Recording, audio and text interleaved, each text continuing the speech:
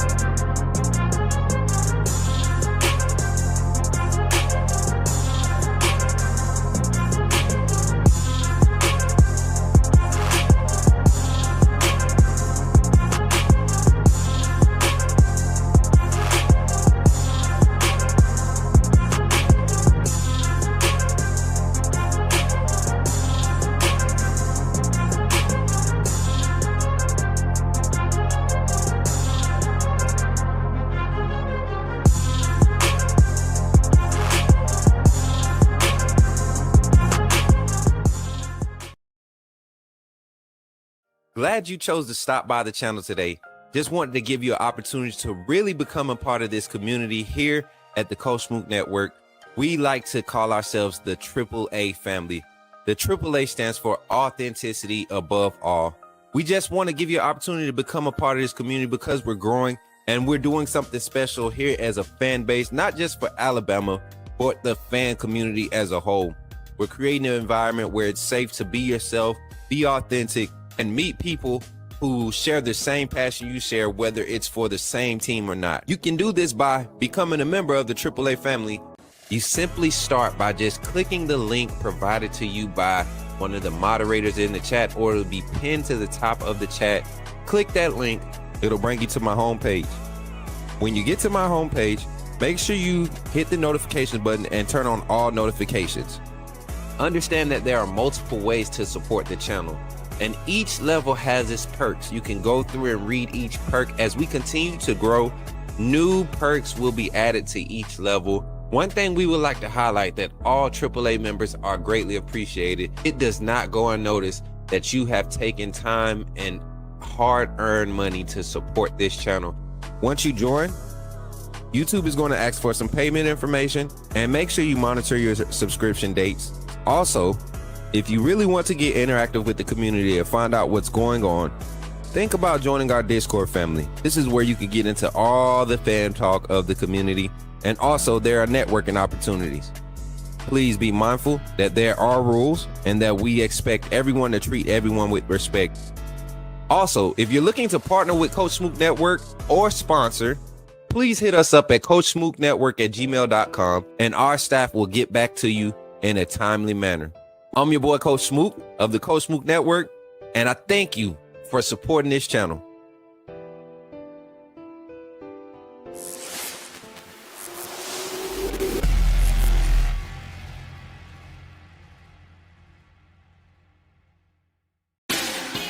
Put me in the game, Coach Smook.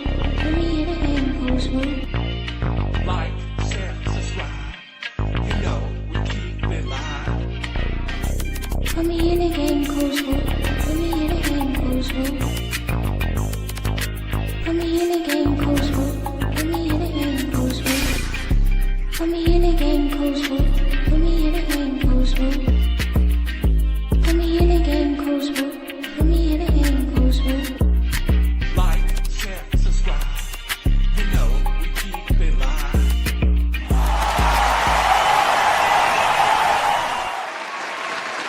Put me in the game, Coach Smook. Let's go. Good morning, everybody. Good morning, everybody. Good to see y'all in the chat this morning, man. How I feel being undefeated in the in conference play. Another week, man. Undefeated against ranked opponents this season. Ain't that weird? Right? Our only loss is against an unranked opponent. That's crazy. Talking about a tale of two truths? What? Our only loss, Alabama fans, your only loss is to an unranked opponent that is now about to be currently unranked for real. Jesus Christ, Florida State, what happened? You know what? That's a Bama effect. Some of the Bama effect work both ways. Hey, how you believing you're somebody you're not? because you got our worst effort. And then it'll have you, messed up if we come through and wreck your stuff like we did for Tennessee, man. Shout out to the Alabama Crimson Tide, 37-20 in the third Saturday in October, a age-old rivalry, man. I got so many reactions from the stadium, so many phone calls post-game. We had the post-game call-in show, but I got texts from Bama family, Bama parents, alumni members, just talking about the environment and the vibe on campus after that win. Man, hey, B Wood, I'm not gonna put that comment on screen, but my boy did look like he was ready today, Saturday. Even in the interview, I'm gonna tell y'all like this: Kalen DeBoer, I think he's sitting back and laughing and smiling, and especially at all of you fans that doubted him last year because he didn't display any of the Saban-like mannerisms and the over emotional stuff, getting fed up with refs and stuff. Sometimes you just got to let things develop. Well, most of the time when you have success, it takes a while. It takes time. It takes a good while for things to develop. There's a process. And if anybody ever remembers what Coach Saban's number one philosophy was, or his mantra was, everybody should know it. Trust the process. So trust the process. We see what Alabama is. This is by far, and I ain't gonna say by far, this is arguably, and when I say arguably, I mean there's maybe two teams in the SEC that I think can compete, and maybe three teams in the country. When Alabama steps up and plays a complete game at their best effort, every other team in the country with their best effort and their best game could not run with this team. I truly believe that there's so much talent, and you got to understand we're missing some key guys this season. We didn't get the luxury of being able to see Jeremiah Beeman go off, right? He was a big part of this season. We've just lost Quay Russaw, right? Offensively, Jam Miller has been hindered. We came in with some offensive line issues with Jaden Robbins being hurt. So we had to figure this thing out still. With all the weapons and everything else that's in place, we still had to figure this thing out, and look at what's happening with this Alabama Crimson Tide team. And so as we come into the show this morning, let's do a roll call before we get into the show. We're at 10-minute mark. We're going to jump into our first segment at the 15-minute mark, and we want to try to have the phone lines open at the 45-minute mark here on the show, man. Good morning, Jason, my brother, Hall of Fame. Jason tapping in. I'm trying to get these little scrigglies combed out, y'all. I woke up this morning and had a little nappy face. So let's get into it. Good morning, Jason. Good to see you, man. Roll Tide, my guy. Roll Sooners. They handle business against South Carolina. Thank y'all for giving us the blueprint, because we definitely about to light it up in that secondary. Now, I will say this. We dealing with a similar defense against South Carolina. We're going to talk about it today. What's up, Jordan? Good to see you in the chat, my little brother. I know you had fun Saturday night. Roll Tide, Dominic. Good to see you. Zach is in the chat. What's good, Zach? Roll Tide. Morning, all. Roll Tide rolling. And how about them Sooners, Jason? What's up? Is that Jay Penny? What's good, Jay Penny? What up? The other Jay is in the chat, man. The other Jay is in the chat, man. We was hoping you got on the line the other night, man. Shawnee, what's up, sister? Me guy, Roll Tide, me guy. What's up with this Urban Essence? What's up, Val? That's Urban Essence in the chat. Good morning, everybody. Hey, what's up, Dylan? I see you in the chat, my boy. They're about to be coachless as well. Listen, it's about to get bad in the coaching carousel for the college football, especially in the SEC. I think we're about to see some left seat, right seats. We're about to see some new faces emerge from out of conference that have kind of been trending up. I think the SEC is starting to figure out these athletic directors, they starting to figure it out, man. It's time to get some of these staples from the old era of college football on out the way, man. It's time to bring in some of these new faces, these new minds. Attractive football is the game. DeBoer came out the tunnel looking like he just did. Shut your mouth, man. You crazy. That boy crazy. Mary J said, Jordan Wright, I read that the stadium could be heard 3 miles away when it happened. Did y'all not see what I retweeted? I think I retweeted or reposted it on TikTok. And if y'all haven't, man, I just posted not too long ago. I'm about to go, hey, I'm about to show y'all right now. I can't start the show without doing this. We got how many minutes? We got 3 minutes to show it. Let me go ahead and show it, Mary J. I think I need to show him. I don't think I showed anybody. I don't even think I showed Mary J yet. Let me go ahead and hey, y'all go check this TikTok out. It'll be on YouTube here in a minute. Check it out. Lean. Hold on. I gotta fix it. Gotta get the right thing up. Mary J, can you get the banner down? All right, y'all go check this TikTok up. Check this out. Let me know how I look. It probably take the ticker down too, Mary J. Let me change the background too. Let me see. We're gonna take a quick second. We got 2 minutes left before we need to start the show. 15 minutes. We're gonna kick the show off. Shout out to TikTok, Twitter, Twitch, everybody. Purple app, black app, green app, blue app, Facebook. Hey, if you're on Facebook, man, drop a reaction, react, and leave a comment. Y'all be playing. Y'all really be lit on Facebook. Y'all just don't be saying nothing, man. All right, let's see. Let's go to the film room. Let's go to the film background. All right, check this out, chat. Check this out. I think this was so funny. Zach, shout out to Zach, man. Give it up for Zach getting the clip. I was able to download it, and I had to go back to the video and extend it, screen recorded and extend it. But check this out, y'all. Y'all ready? Let me turn the music down. This was lit. And I remember the chat going crazy in this moment, man. And I'm telling y'all, man, I remember the chat going crazy at this moment. TikTok chat, I went back. I was like, man, TikTok chat going crazy. Facebook chat was going in. It was a few Facebookers. It was it was Facebook. TikTok and YouTube. YouTube was going crazy. TikTok was going crazy, and Twitter. Few people on Twitter was going crazy. So I was like, yeah, man, this is a good vibe right here. But check this out, y'all. This was funny as hell, man. Y'all gotta watch it. Lean. And it's a play action pass. There you go, boy. There you go, CB. There you go. Scoop bucket. Let's go, Revelation. Scoop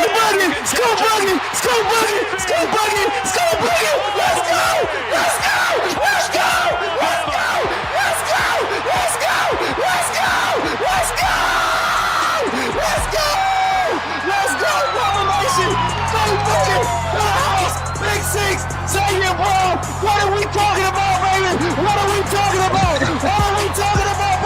What are we talking about? Hey, and that's how it went, man. Tell me that jump was not fun, man. Give it up for yourselves and y'all support during the game, man. That was a vibe, man. Y'all about to I'm about to be the watch party king here after a while, man. The way that we interact, this type of entertainment that we have during the show I think it's top notch, man. If y'all enjoyed that, man, make sure. I know why you glad. Don't be going out here retweeting. What they call it? Stitching my video, Megan, reacting to it, laughing at me and stuff. I know how y'all people like to do, man. You people, you AAA members, you people. I know how y'all like to do. But no, I appreciate y'all for tapping in on that game reaction, that live game reaction. Now, let's go ahead and break it down a little bit. We're going to give our final thoughts and final reactions on it. And then we're going to transition to South Carolina. I think this one on the road is going to really wake the rest of the country up. I know the Tennessee game was huge. The win was huge. But I have true reason to believe, chat. I truly do have true reason to believe that we're going to see this Alabama team really put the world on notice this weekend. I don't think this is a cakewalk. I don't think this is a sleeper game. I truly believe this team has changed their mentality and they're in kill mode. They're in hunt mode. They were hunted. They had the target on their back. Now they're picking up the target and they're going up and hunting. So we're going to talk about it, going to break down Tennessee, finish our reactions to it, talk about some of the big plays in the game, and then we're going to get into South Carolina. If you're ready to get into it, somebody type in the chat, say, put me in the game, Coach Smook. Let's do it, man.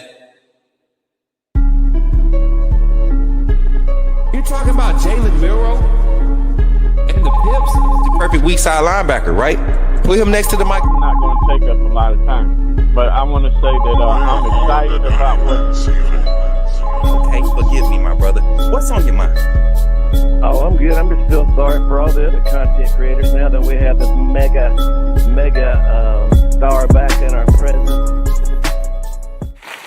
Hey, y'all, let's get into it. I appreciate y'all for being here once again, man. As always, make sure when you come into the stream, you drop a like, and then make sure you share it. Also, we've been getting a lot of great numbers with our viewers, man, and it's because of y'all and your liking and your sharing. So continue to do so.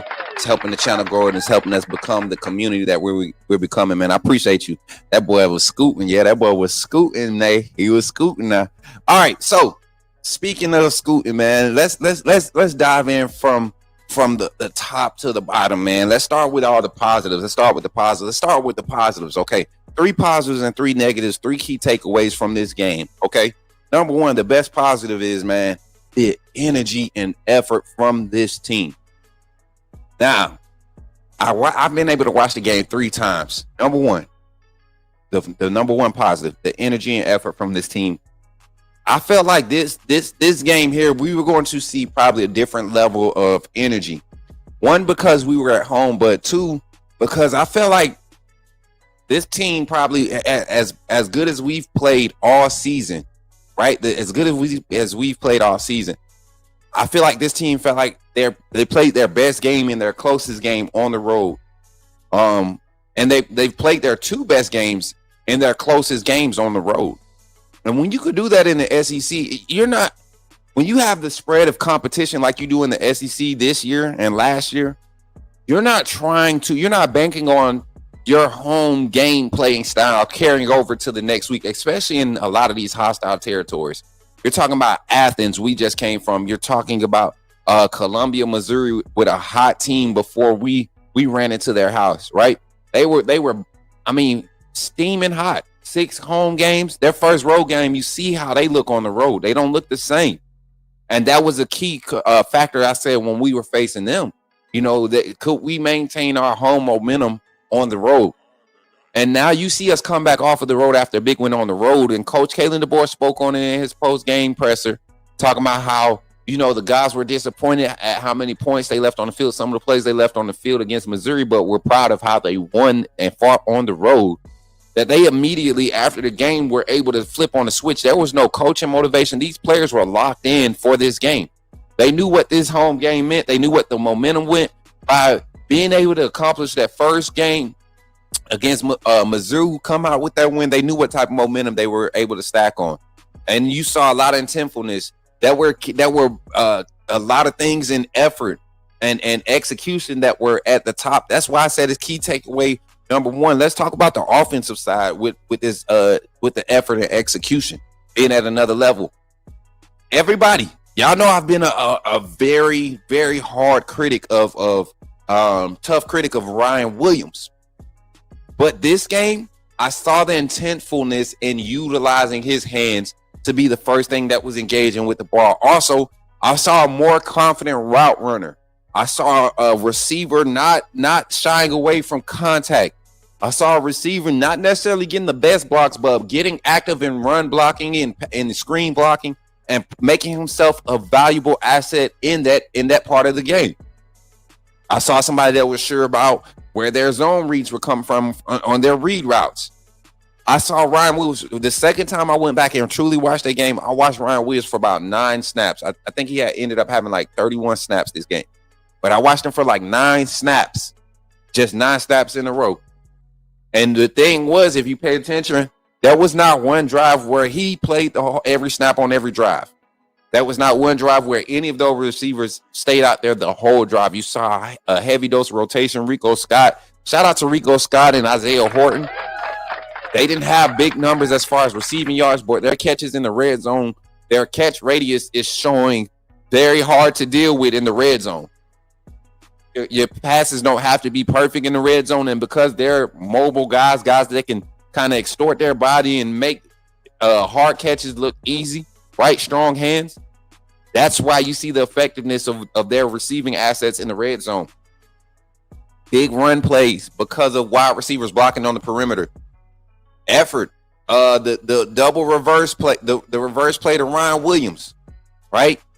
That was one that go look at where Caden Proctor is on that play.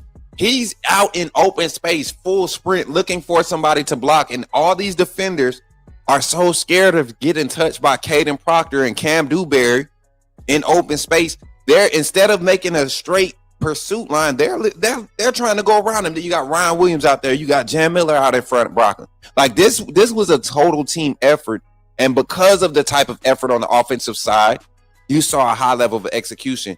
Another game, the fumble. I will not stand for that. If y'all agree with me, man, put some ones in the chat. If you agree that that BS fumble that they call when Ty Simpson when he reared back to throw the ball and the ball hit Caden Proctor's shoulder pad, even if he lost control on the initial wound up, he still was able to maintain control enough to push the ball forward. And in that case, it is then ruled a fumble because you have forward motion off of it. So that should not have been a fumble. So pretty much a clean game. How many penalties? Does anybody remember how many penalties we had with Alabama? Let me pull it up. I got the stats here. Team stats. Here we go. Penalties. I wanted to look at the penalty numbers. Penalties. Another thing, we didn't have to go for it on fourth down as much as we have in the recent games, man. We chose to go aggressive in these fourth down situations. And what was our fourth down conversion rate? 1 of 1. We went for it on fourth down one time, and it was an aggressive call. Our third down conversion rate was right there at the 50% mark, right where you want it. You want to be more efficient, kind of like we were last home game, right there at the 70% clip. But when you have two offenses that are controlling the ball well, right, executing plays well, you take advantage of your long drives by getting points. One thing that we were able to do that changed the game, highlight play. Key takeaway number 2. Let's talk about it. Big plays. Both sides of the ball made big plays in every quarter. I got to pull up my drive chart. Let's talk about the first drive. The first big play of the game, defensively, the sack by Yanzi Pierre on the first drive. That was the start of the big plays for this game for Alabama. Yanzi Pierre, that defensive front, James Smith, LT Overton. Who was that in the interior? Tim Keenan had a big game, especially in the run game and run containment. We held another team under their offensive averages offensively. But the big play started on the defense, forcing that first 3 and out. You saw Alabama only let 2 minutes come off the clock.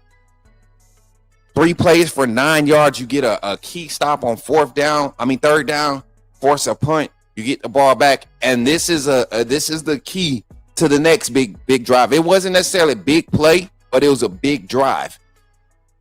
91 yards, 11 plays for 6 minutes. You've just watched half of the first quarter go by in 2 drives because Alabama was able to get them off the field offensively and get our offense on it and convert. 6 points off of that drive.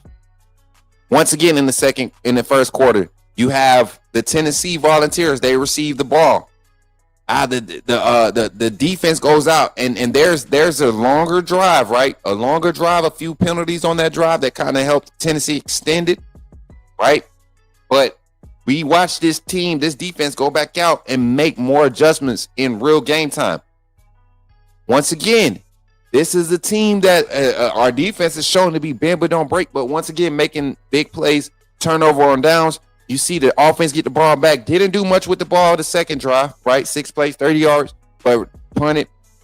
Tennessee comes back. They get a TD off of that next drive in the first drive of the second quarter. You see Alabama go back out, punt. They force a safety, another big play in the second quarter on the next drive. Tennessee's next offensive drive, another safety, a few negative plays offensively. Alabama gets the ball after the safety, gets a touchdown. And then this is where the game changer happens. Tennessee is having a solid 4-minute drive. A solid 4-minute drive to close out the quarter. They have a chance to come within either 7 points or 10 points or 3 points of this game. I think it was 3 point. It would have been a 3-point lead if they score a touchdown. It would have been 7 points if they kick a field goal, I think was the spread at that time. Or no, it would have been 8. 5 or 8. I can't remember, y'all. My brain going bad, y'all. Don't laugh at me too hard.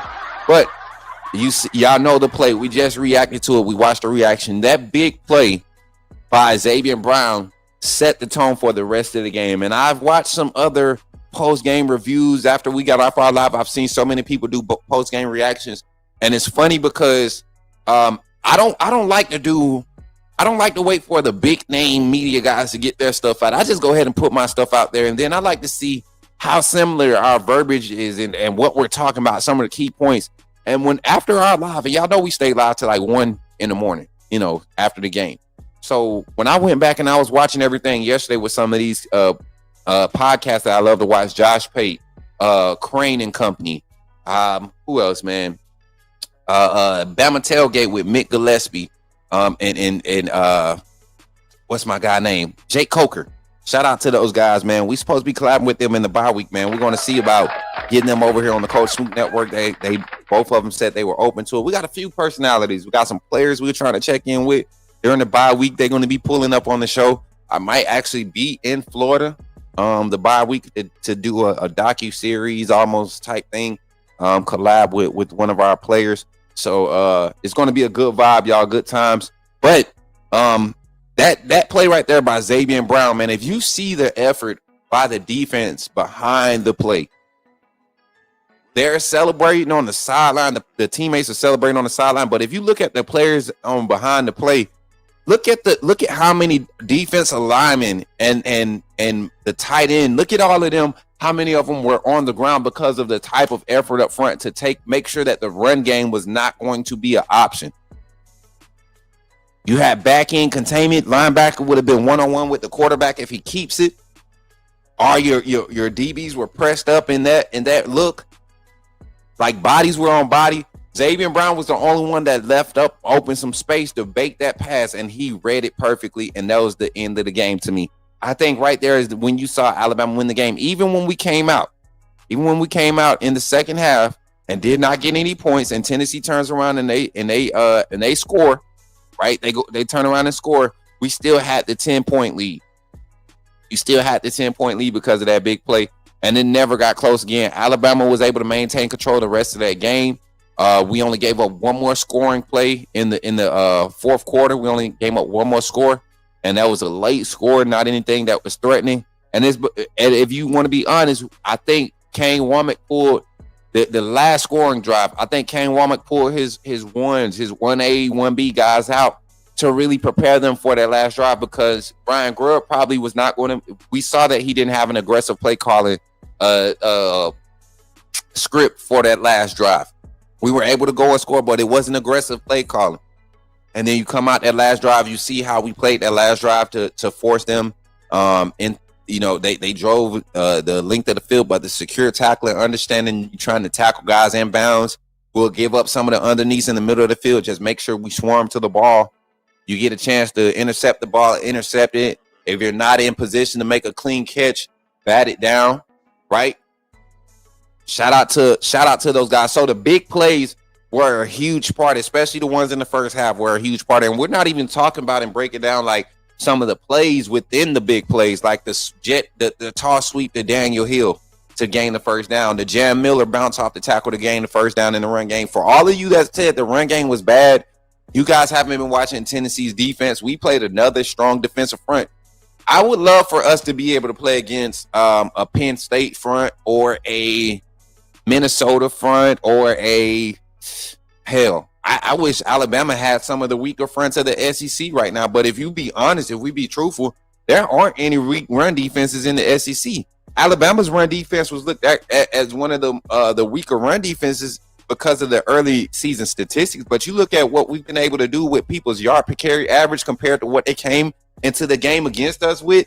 We've knocked everybody off at least by 2 or 3 yards from their yard per carry average. So a lot of those early season Pat Staten games, when you come and see a talented team that's performing at a clip and executing at a high clip, it changes the whole spectrum of how you operate. And that's what we were able to do with Tennessee. Josh Hype on that offense, we're not able to speed up tempo because we forced a lot of negatives, right? I think total we had a total of 10 tackles for losses. Let me make sure I'm looking at this correctly. Let me look at the defensive stats. Let's look at Alabama defensive stats. Total tackle for loss.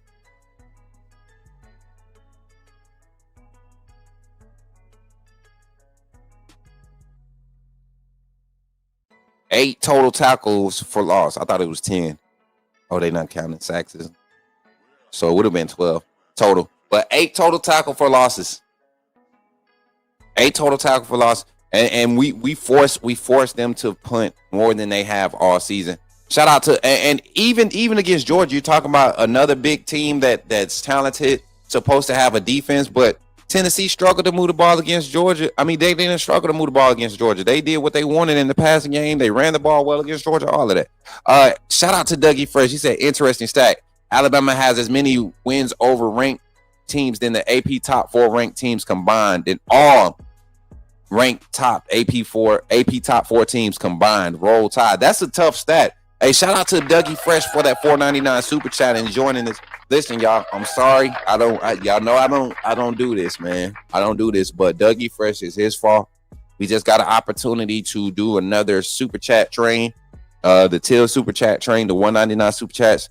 We got 20 minutes to decide if we want to take it. I'll ask y'all in 10 minutes if y'all, as a matter of fact, I'm gonna put a poll in the chat.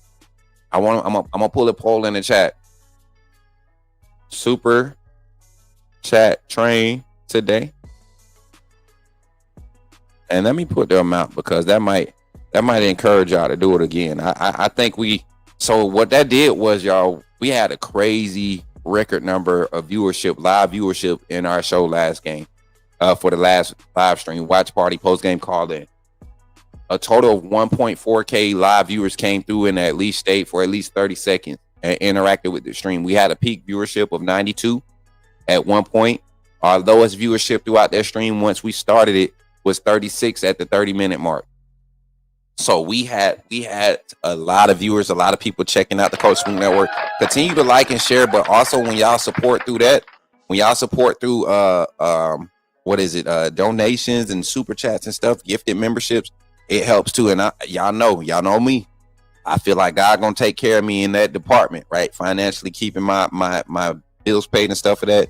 But when it comes to, what we're doing to grow, I will never hide anything from you all when it comes to helping this channel grow, because I know y'all love the interactions that y'all are getting in the chat with more people showing up, seeing new faces, welcoming new people to the channel. And I think it's just good I just think it's good for the channel growth. I think it's good for community. I think it's good for, so if we want to complete another challenge, if y'all want to take another attempt to try to complete another super chat train, definitely take advantage of that poll. I'm going to look at the votes here in about 10 minutes. We got 18 minutes to take advantage of it. So I'll look at the poll in about 10 minutes. Mary J, remind me, or somebody in the chat, remind me, and we'll get to that. And if you're on any other platform and you want to join in on that super chat train, pull up on YouTube.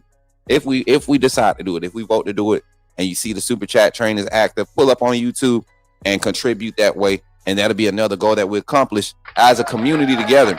All right, key takeaway number 3. My third key takeaway number 3, my positive, man. We talk about the big plays, the explosives, but the number 3. The number 3 was the composure. The composure. Now, Alabama's offensive line, if you have an issue with Alabama's offensive line, if you got an issue with Wilk and Formby, you just at this point, you're not a fan of the team. You don't see football for what it is, right? Wilk and Formby's composure in this game was probably, I didn't see a weak point in our offensive line at all this game. When Jaden Roberts went down, that was probably the weakest part of the game, because he was a step behind and got tangled up and things happened. But it did not result in a negative play.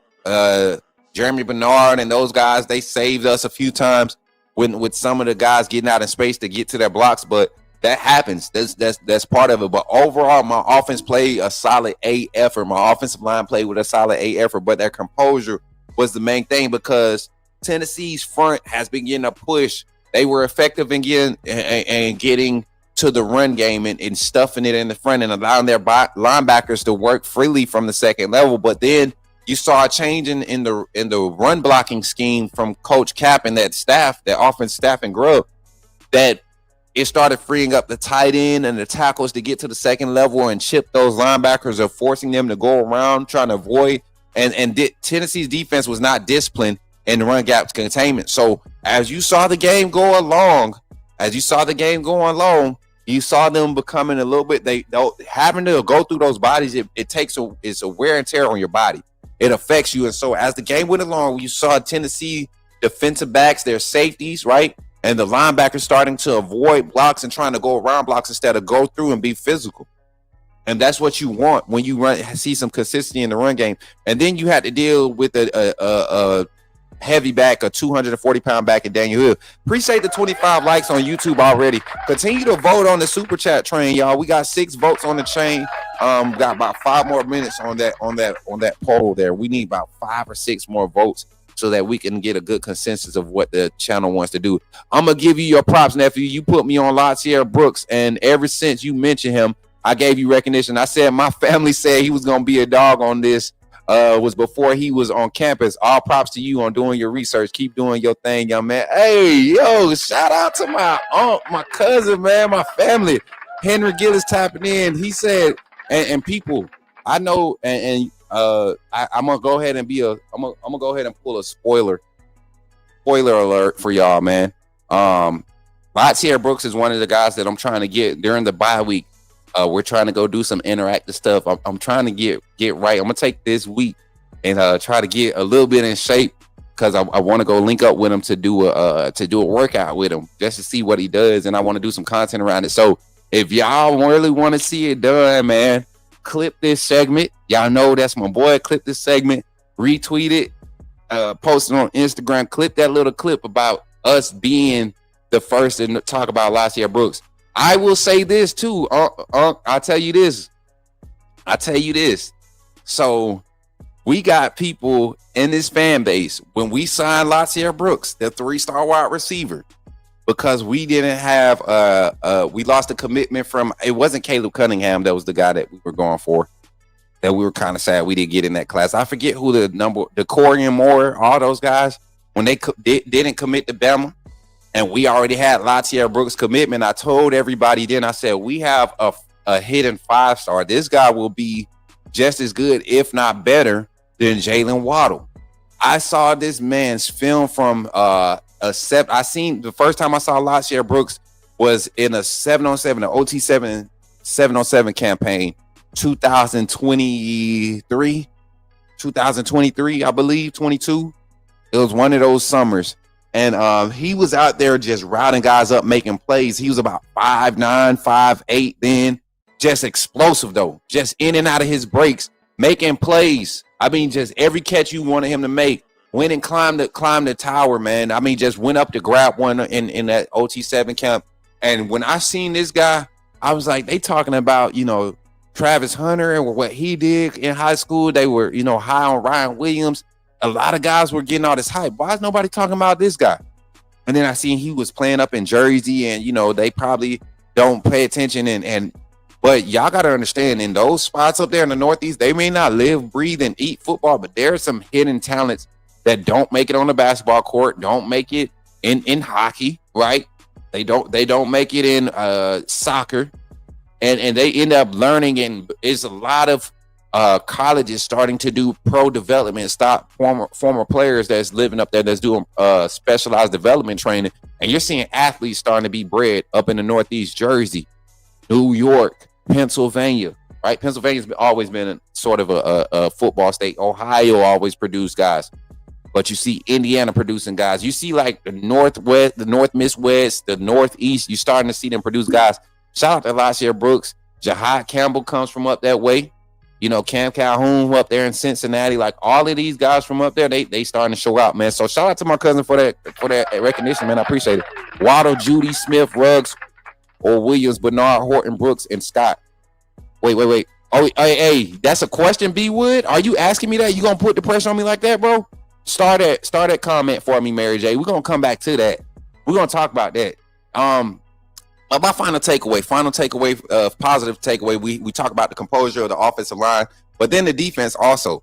This is not Tennessee's offense has a gunslinger mentality. They have an attack mentality. I think we put Tennessee in retreat.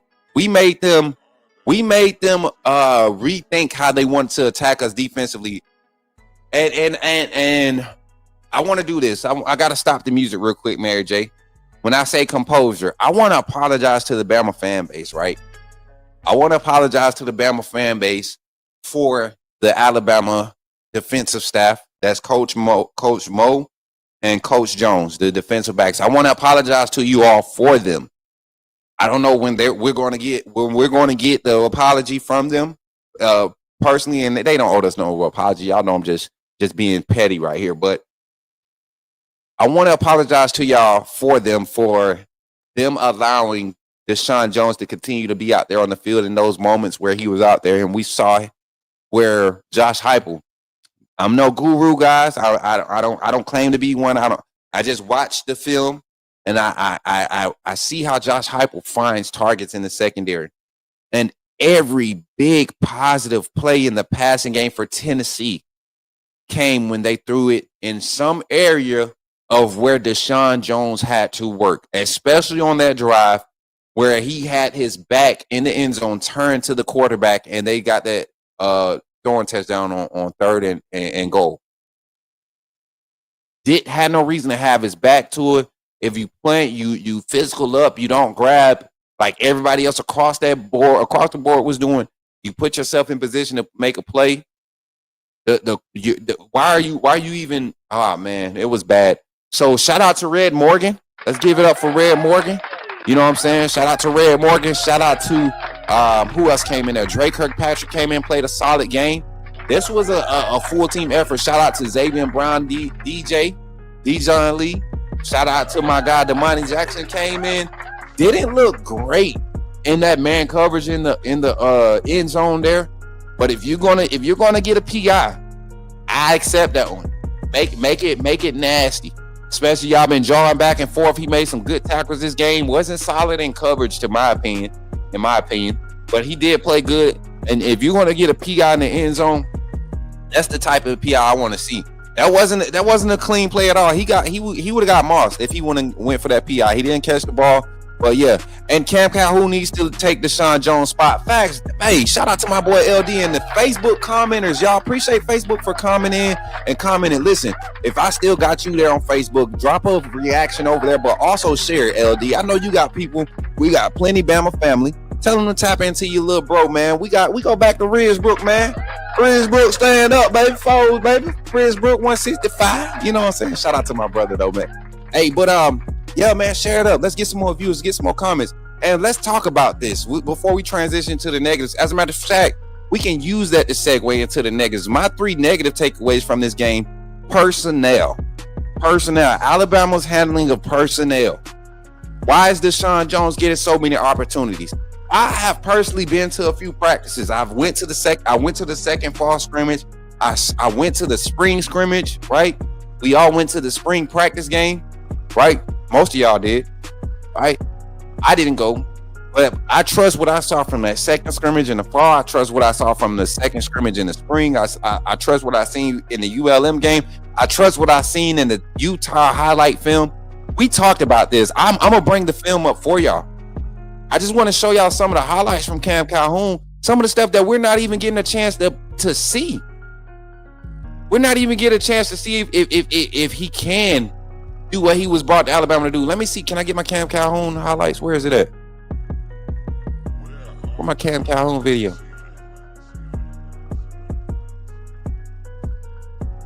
Let me see. Let me find my Cam.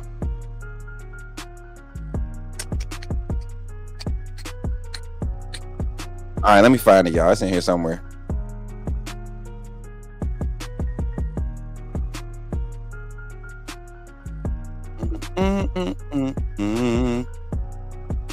Here it is. Check it out. We're gonna put it up here in the top right. I mean, this is just a young man that makes plays, man. This is his Utah highlight film. Shout out to the editor that made this. But the young man makes plays. There is no question about it that he should be somewhere in this Alabama secondary. There's no question about it. He does nothing but make plays, aggressive. And yeah, this is a highlight film, but if you look at the run support he provides too, you're talking about a guy that's 6'1", 185, giving us the same feels that you're getting from Red Morgan, but with better coverage, more speed, comes up, makes tough tackles. Oh, the votes. Okay. And say we want to run it. Oh, dang, we got 30 seconds to run it. We got 12 votes. 100% of y'all say y'all want to try the super chat goal. Let's do it. Here we go. It's a 15 minutes to super chats. What's the hashtag for today? Put me in the game, coach. When you super chat, hashtag put me in the game, coach, with your super chat. It says we need 10 of those in 15 minutes. 15 minutes. 10 of those in 15 minutes. We see it in the chat. Appreciate y'all for the super chats. Already, are we popping off? Big homie, I hope it didn't get it way too early. Oh, I think Big Homie went too early. It's not gonna give us credit for it. But check out Cam Calhoun's. I'll do all the shout outs for the super chats at the end of the goal time. All right, appreciate y'all. I mean, just aggressive on the ball. This is against BYU, a team that was very, very competitive last year. It's not like he didn't do it against competition, forcing turnovers, coming up, making solid hits on the perimeter, plays with some fire. We need this on the field. I want this on the field. You got Red Morgan, got in there, and his fire and his intensity, the way he attacks the underneath and comes up and plays in run support. You got a little bit more experience with Cam Calhoun.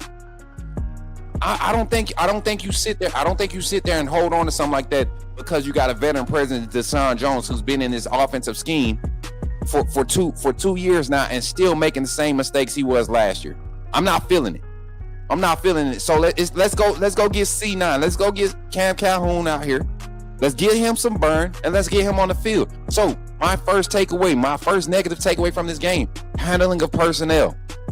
I think it's been time. To make some adjustments. We've seen adjustments made up front due to injuries. I don't want to see another injury in the secondary for us to be forced to put Cam Calhoun out there. I like what we saw from Red Morgan. I think if you're going to keep rotating guys like you have, I like that you moved Dijon Lee up as a starter now. I love it. Shout out to B Will for the first super chat for the super chat train, man. Appreciate you, my guy. That's the first one. We got how much time left? I gotta keep the timer up, man. 13 minutes. I don't want to mess it up. I don't be want to put pressure on y'all like that because I just like winning. So when I do them, because we've passed them up for about a month now. When I do them, I do like for us to complete it. So I might be super chatting on my own channel, man. Them analytics look good the other day when we finished that super chat train, man. So if you watching and you're wondering what a super chat train is, let me turn the music down. Well, now y'all can hear me good. You're wondering what a super chat chain is. That all it is an opportunity for you all to donate directly to the channel through YouTube's donation services. And when you utilize the platform services, it kind of enhances or it encourages them to help your channel get put in the forefront as far as algorithm. When we talk about algorithm, people they showing up. When they pull up Alabama football news or Alabama football talk, Coach Smook needs to be in that top 10. And it's an easy way to do it by y'all commenting, liking, sharing, super chatting, making sure you subscribe to the channel, right? So I appreciate each and every one of y'all that helps those things get come to pass. Shout out to Walter Roberts with another 199 super chat. He said, I've asked before, but I may have left. He said, I may have left the chat before it was answered. Do we know the reason Naeem Ofer's dad doesn't like Coach Mo? I'm asking this because of Jones Calhoun situation. Josh, why do you try to come in with message board talk and ask us about that? I don't know if you've been around long enough. You probably haven't, but I don't do message board talk, bro. I don't take any personal relationship that I've developed with any recruit in their family and talk about their relationship with a coach in the negative light. I won't ever do that. So for you to be asking me about that, it's kind of left field. But I'll give you a pass on that one. I don't do message board. If you want to do message board conversations, that's $6.99 or that's $9.99 that you paying to be in those conversations. That's where you go have that at, man. We don't do that. We don't even do that in our Discord. We talk facts. Where is Tyler, the delusional Tennessee fan that doesn't know how to dial a phone number? B Wood, I think you scared him away. B Wood, I think you scared him away. To be honest, I truly do, and I don't appreciate you for doing that. B Wood, I'm usually the one running people off. And you just fresh with your wristband. You acting like you been here. They used to call the AAA family a cult. They said our community was a cult. I don't know why, but apparently it ain't made for everybody. Yeah. I saw that people has been sending me that question in my DMs for a while now. They've been sending me that question in my DMs for a while now. Probably since early June, late May.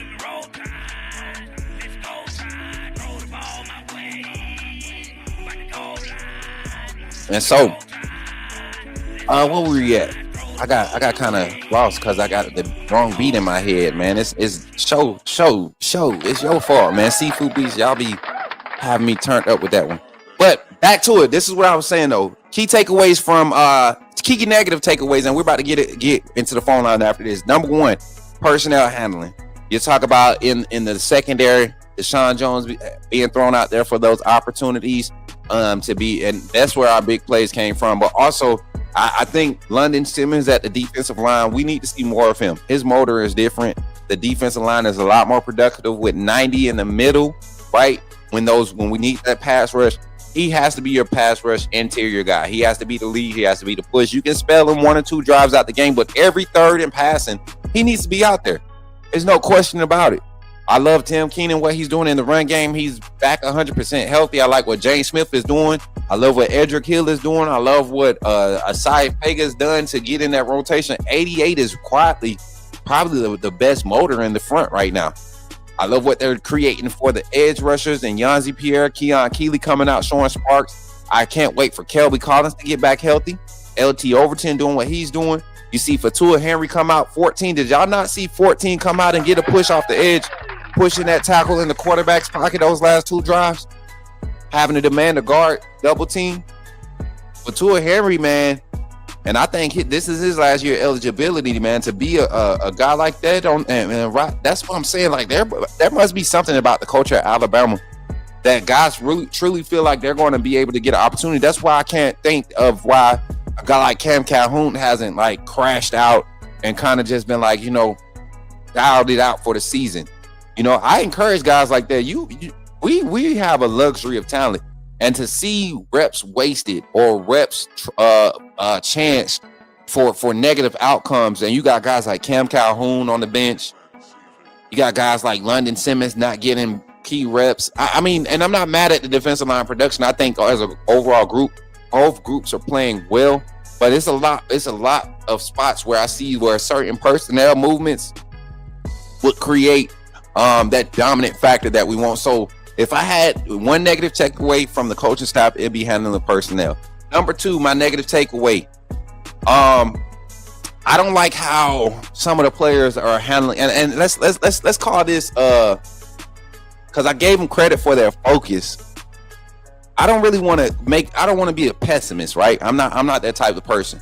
I think we're all human. I think these young men should have grace in certain spaces, right?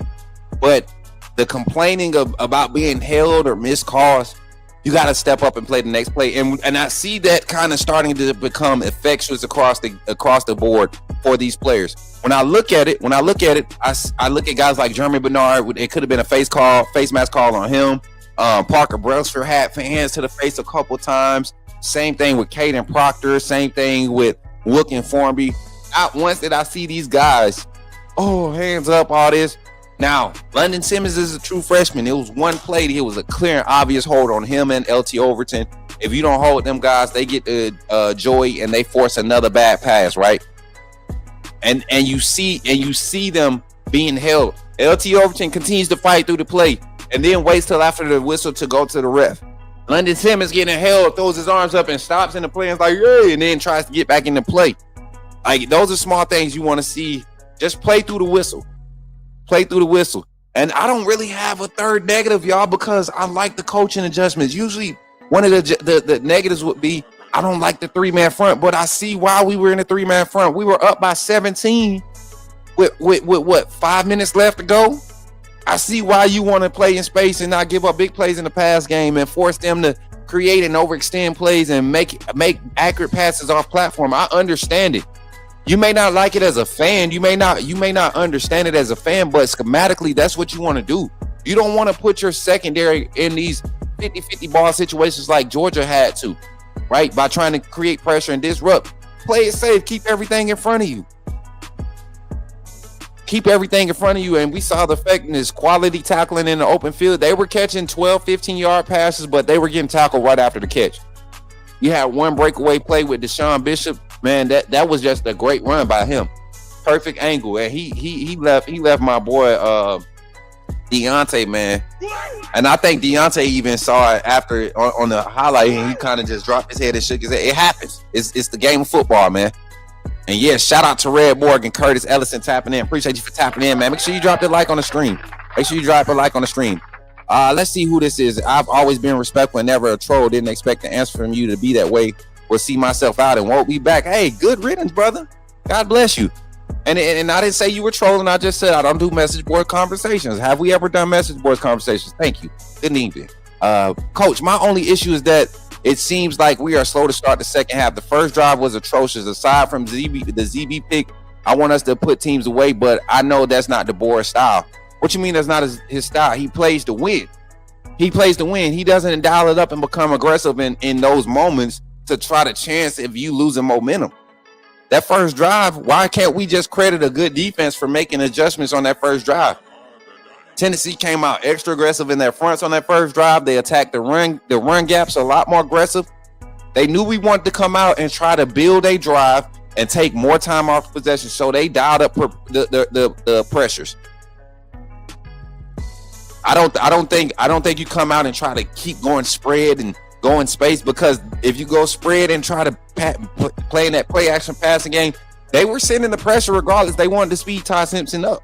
That's why the second drive in the second half, when we got the ball back, you saw the effectiveness and the way we were able to move the ball. We made adjustments. They made their first adjustment. We went out there with a game plan. They made their adjustments coming out. We readjusted to what they adjusted to, and we saw the effectiveness of the offense throughout the rest of the game. So I'm not mad at how Kalen DeBoer and the staff are continuing.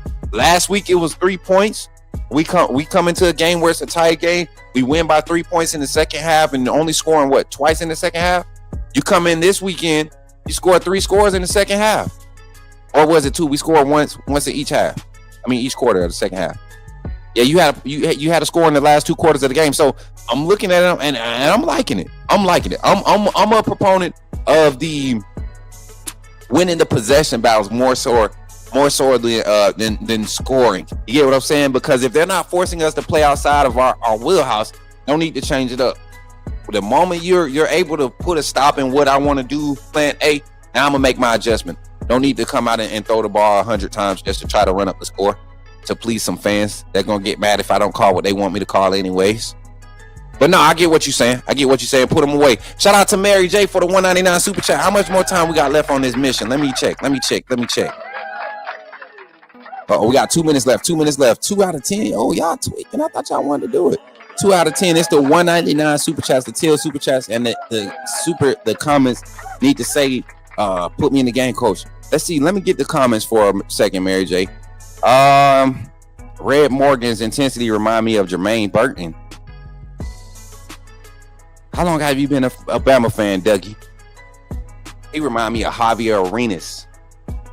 At least give him a intensity like somebody from the defensive side. He fiery just like Javier Arenas. He don't do a whole bunch of trash talk like Jermaine Burton. Red dude, he hype himself up. Tony Brown intensity. You said Jermaine Burton? Come on, man. Where is Tyler, man? The delusion. I don't. Oh man. Hey Josh, you and your feelings. He said, and this is what I like to see. This is when you know people and they feelings. I kept it football. You brought in some message board talk. I called you out about it. This is when you know. He said, and you wonder why Kyle Henderson has a bigger following. You don't always have to be rude to people. If you want a bigger channel, maybe you don't go at everyone at any chance you see to it. That's the point of having the channel, man. Doing it how you want to do it. How I want to do it. I don't care about you and your feelings, man. I'm talking facts and football. You have a difference of opinion. That's what it is. You may not like my delivery, but the facts are in the pudding, man. The facts are in the stats. Go look at it. And then you talking about some rumor stuff. I don't do rumor message board conversations. Nah, pull it back up there, Mary J. I need him to know. And the reason why Kyle Henderson has a bigger following than me, one, he's been on YouTube for 10 plus years doing this. Right? He's been on YouTube. This ain't his first rodeo with Bama football on YouTube.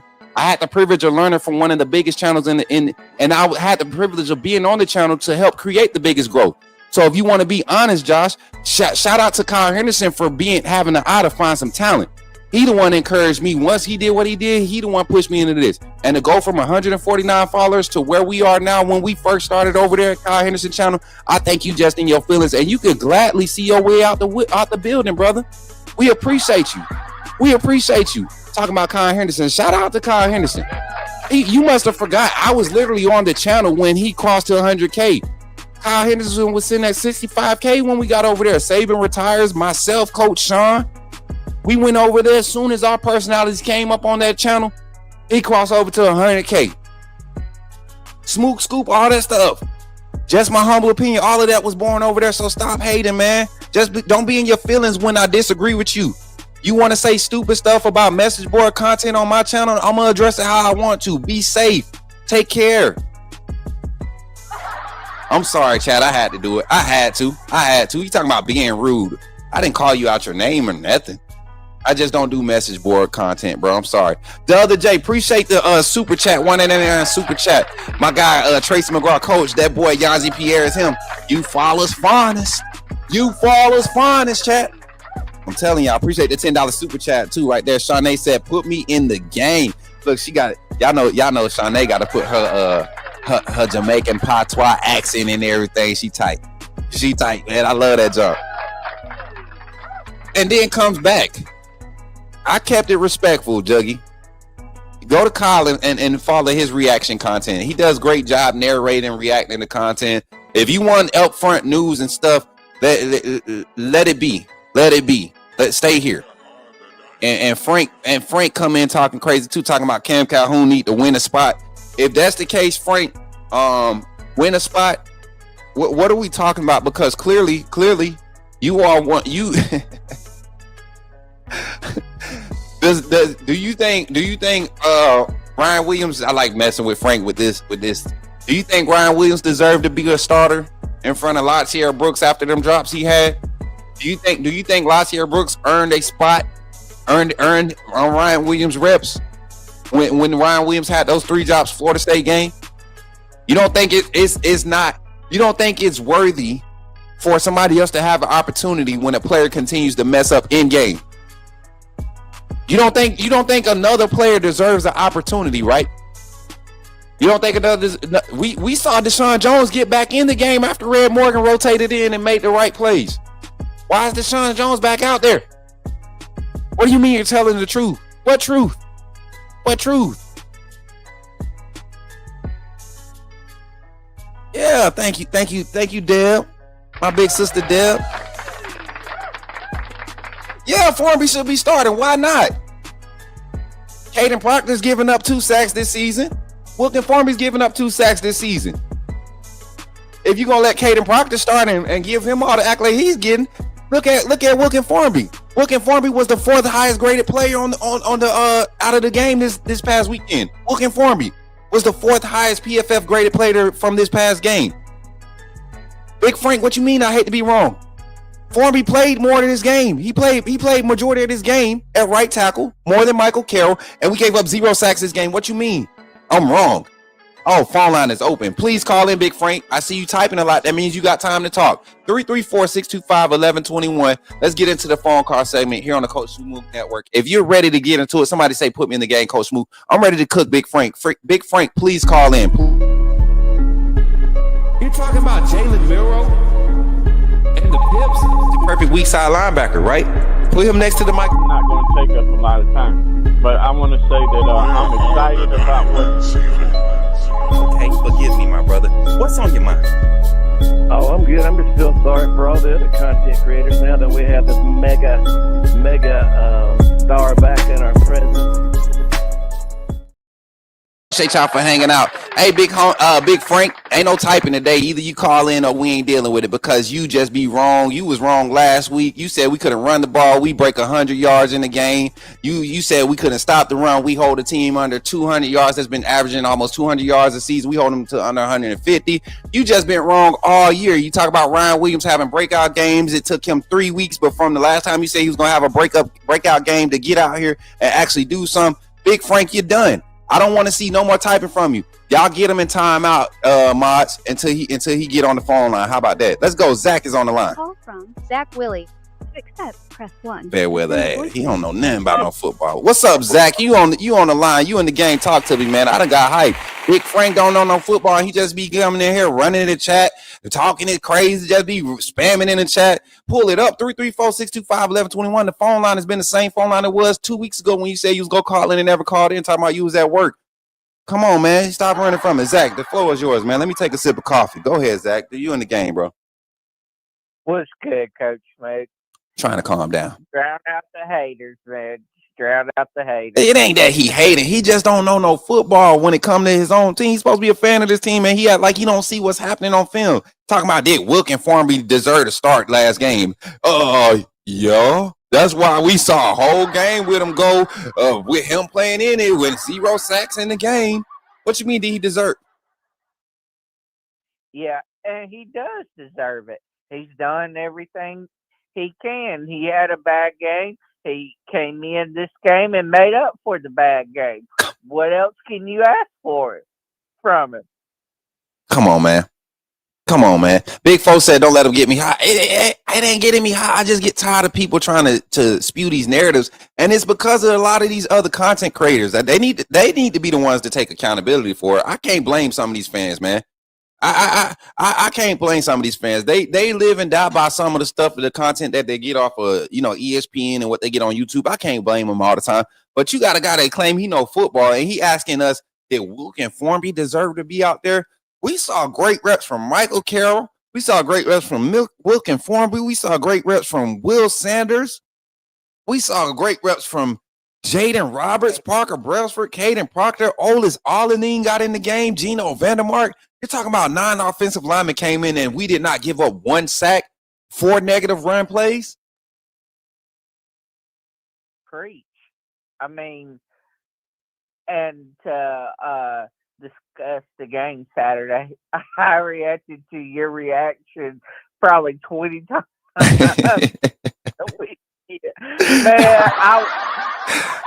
I actually celebrated twice. I celebrated when it happened, then I celebrated your reaction to it happening 30 seconds later. Man, it was crazy, man. It was crazy, Zach. I don't know. I think everybody in the chat either was like having misspelled words, all caps, some caps, exclamation points. It was a good vibe in the chat when that play was going down. And Thad, he loved the scoop boogie. He loved the scoop boogie saying Thad was scoop boogieing the whole night, man. Scoop every time something big looked like it was happening. Thad talking about some scoop boogie. I was like, yeah, man. So it was a good vibe, man. But yeah, Zach, give me some reactions, man. I'm gonna get into the comments while you express your thoughts going into this week. What do you think about some of my takeaways from this game? We talked about just the effort being the number one thing that I saw was different in this game. Even on plays where we got beat, I didn't see a lack of effort. I will give Deshaun Jones that. I didn't see a lack of effort. I just think he just don't got it for that position. And then just some other things that I said. What are your thoughts on our opening segment this morning? Yeah, I agree with you 100%. Deshaun Jones, I mean, I don't know what more we need to from Red Morgan or somebody else in that position for them to get those starting reps, because Deshaun Jones every game is getting beat. He's not doing his job. He's getting burned every time. He's not containing, staying in phase. I mean, what more does he have to do to prove that he can't cut it in this league? And not saying he wouldn't be a good player somewhere else. It's just not happening for him at Bama. I'll say this, Zach. I'll say this, and I don't mean to jump in, but there's sometimes it's schematics, because when I saw his film coming from, where'd he come from? Purdue? Was it Purdue?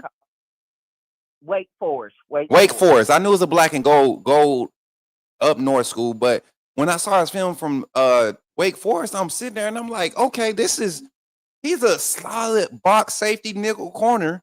He comes in. He played a lot of boundary last year. We saw that didn't work last year. And you see this year, he's at that nickel corner spot. From the Florida State game all the way, since week 1 in live game action, he has not looked good. Now, I will tell y'all this. In the fall, I knew it was going to be, I thought it would be a tighter cut between him and Cam Calhoun. Cam Calhoun ran with the ones a lot in the fall, chat. I mean, in the spring. He ran with the ones and the twos in the spring, but in the fall, he had a lot of reps with the ones. And so when I seen Deshaun Jones come and get the start, I'm like, okay, he's going to be able to do some things, you know, maybe some quick game. Maybe he's, you know, his tackling off the edges maybe a little bit more solid than what we saw from Cam Calhoun, because Cam Calhoun, I think the only ding he'll get in his game is sometimes he comes up so aggressive that he won't wrap up. And you see with the smaller frame guys, that's not a good way to come up and tackle, but he's coming up with some intent and intention, and he's going to hit. He's going to hit. So I would think that it would have been Deshaun Jones, and then Cam Calhoun, and then Red Morgan, because of, you know, the growth that we need to see from Red. But Red, he's improved. Deshaun Jones has decreased, and we have yet to see what we got from Cam. I don't care what he looks like in practice right now. We're in the seventh game of the season. It's time to see what this guy can do in live game action for us, because if Deshaun Jones go down and then you deal with another, we got to remember, Red Morgan, ankle injury. He was out for last 4 or 5 games of last season.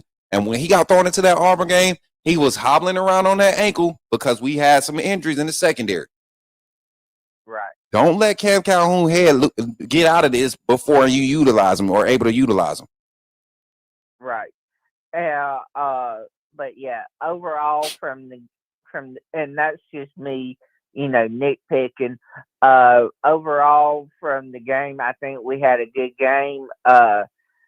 What I like to see us on there at the end, closer to the end of the game, be more solid, yes, but I understand how Kane Womack was calling the game, and it worked for us, so I'm not going to complain.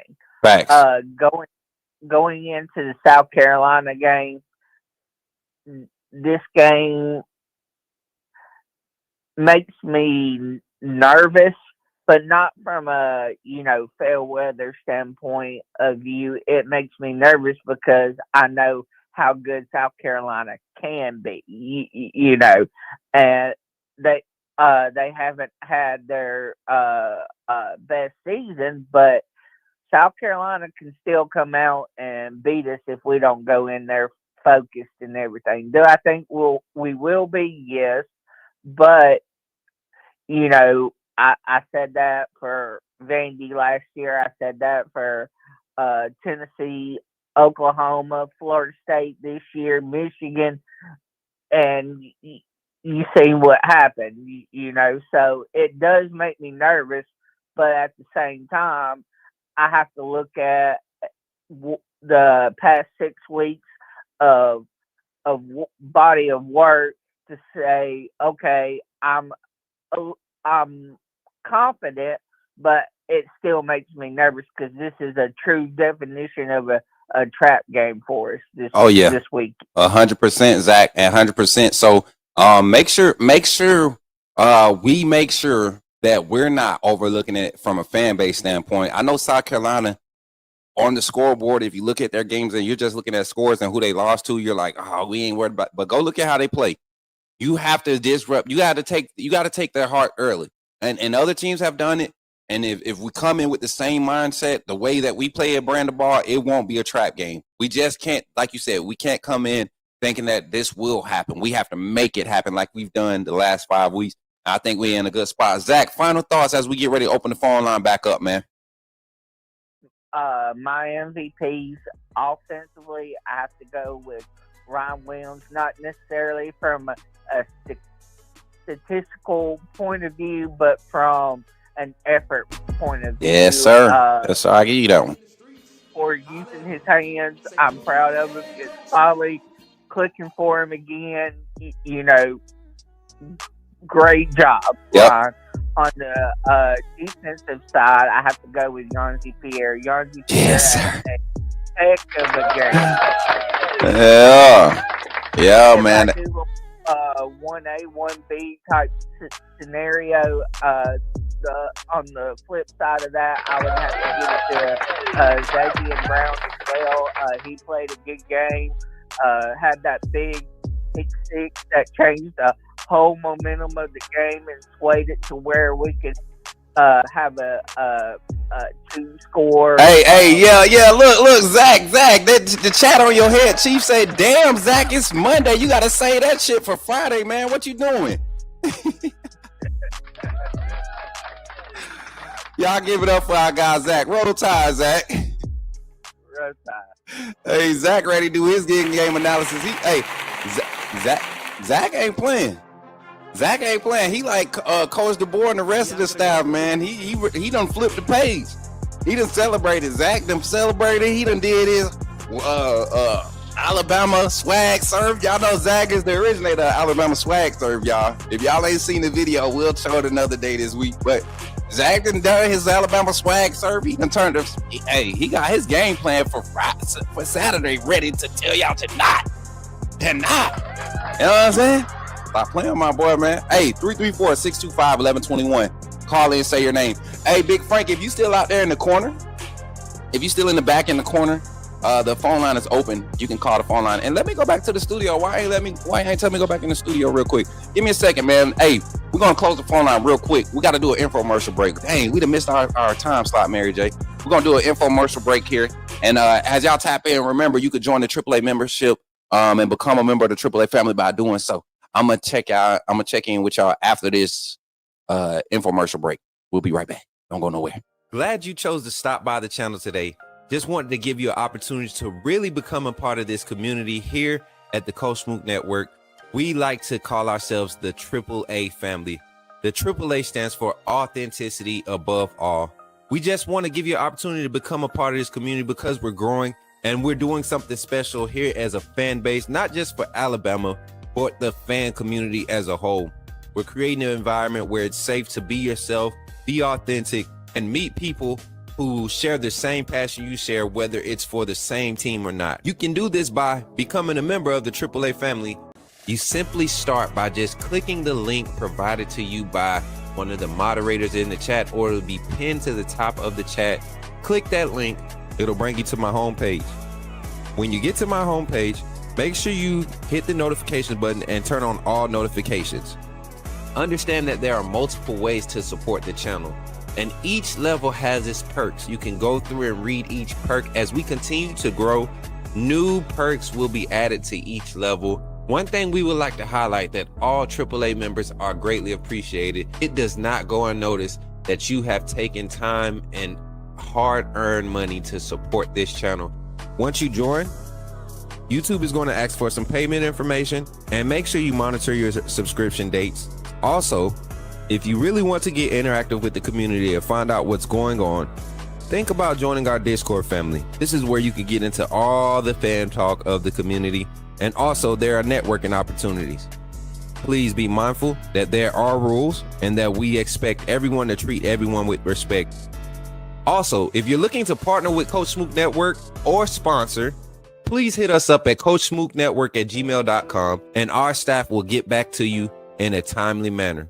I'm your boy, Coach Smook of the Coach Smook Network, and I thank you for supporting this channel.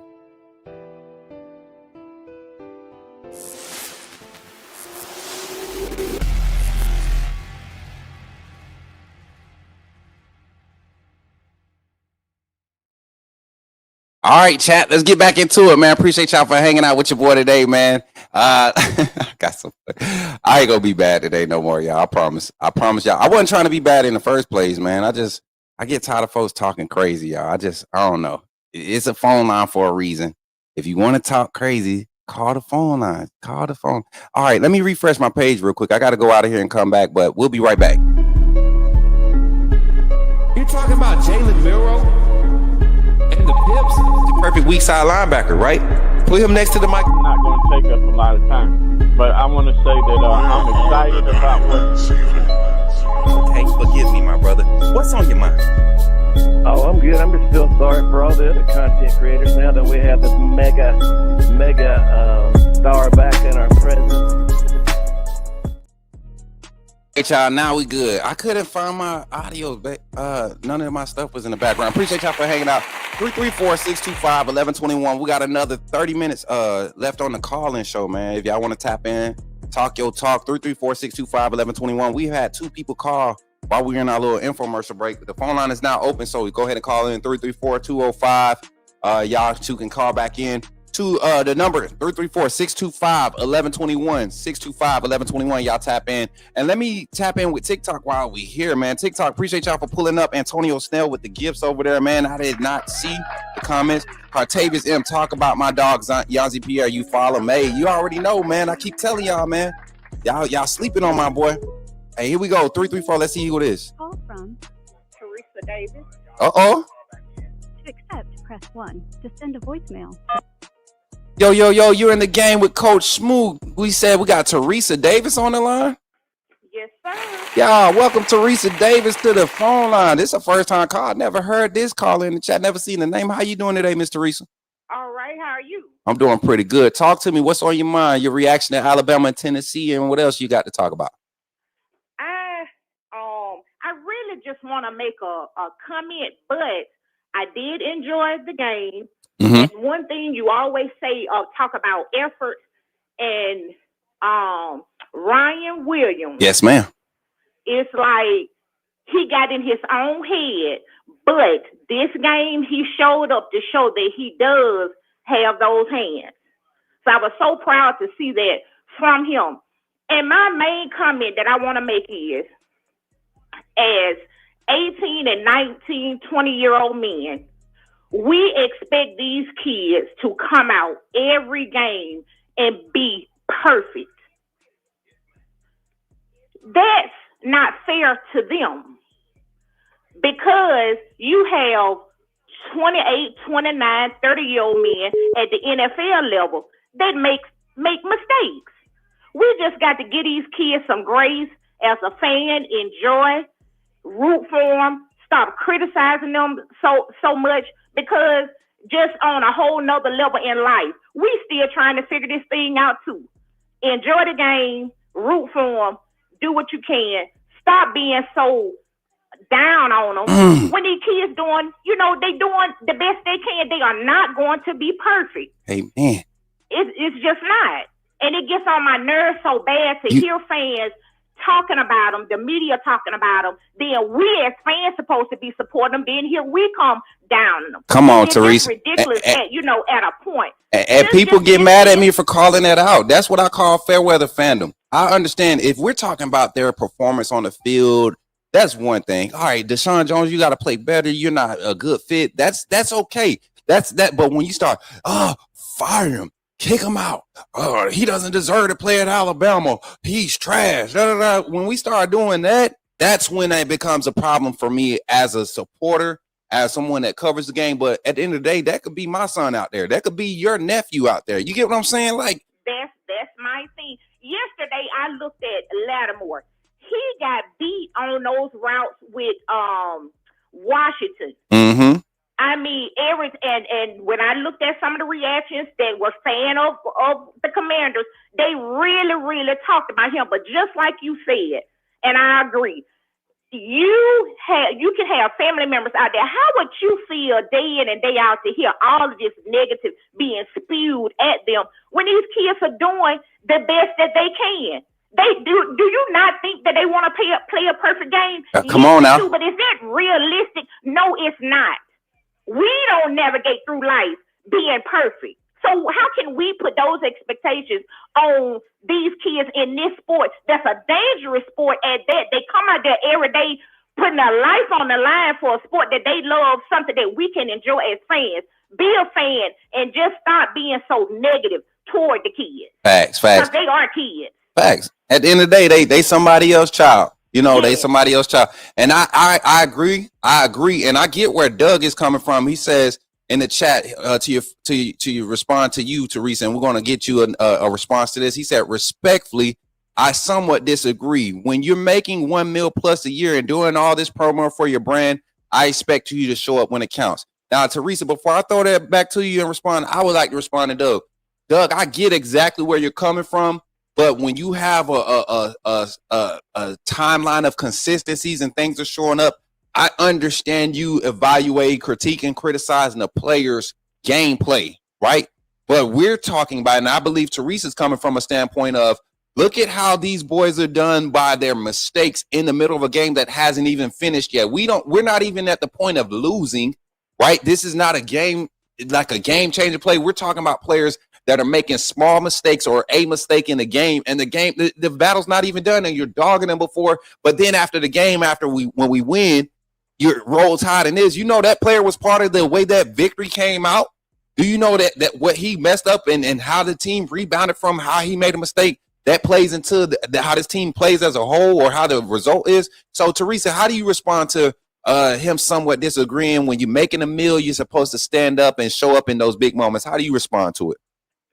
Okay, I understand that, but at the same time, we pay these coaches millions and millions of dollars too, but they also make mistakes. So after their one or two mistakes, do you want to get them out of there? Exactly. And that's what I'm saying. But you do have fans like that. You got media members like that. I've been going at a certain content creator. I won't say his name while I'm on the phone with you, but I've been going at him for about a year now because he keeps attacking my defensive coordinator. But I didn't hear him crying like this when Coach Saban and Coach Steele was giving up 200 rushing yards a game and 5 touchdown passes to one receiver. I didn't hear him calling for Coach Saban to be fired. And we're talking about the greatest coach of all time, coaching and allowing his defense to get embarrassed like this is his first year coaching the defense. I didn't see that from him. So it just baffles me. It does. It really baffles me. But Coach Womack, he's in a whole different conference. At the first year, it seemed like it overwhelmed him. But as the game is progressing this year, he's getting better. Way better. Every game. The players are getting better every game. We just want to critique every single thing. Yes, do some stuff it will call for a critique. But my God, the kids can't make any mistakes. They can't do anything wrong. Soon as the coach do a play that we don't feel like he should have called, well, hell, they not paying you. They're not paying you. We're fans. Hey, listen. Be a fan. If some of these content creators, if they were given the opportunity, be folding on that field, they'll be folding, Teresa.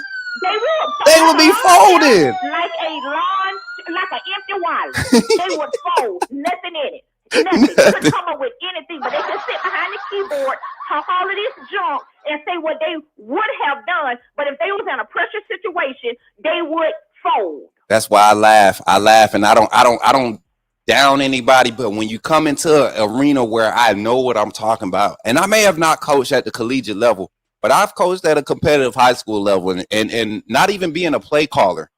I see the stress that goes into being behind the play calling. I see the prep and the effectiveness you have to have and the ability to impact players.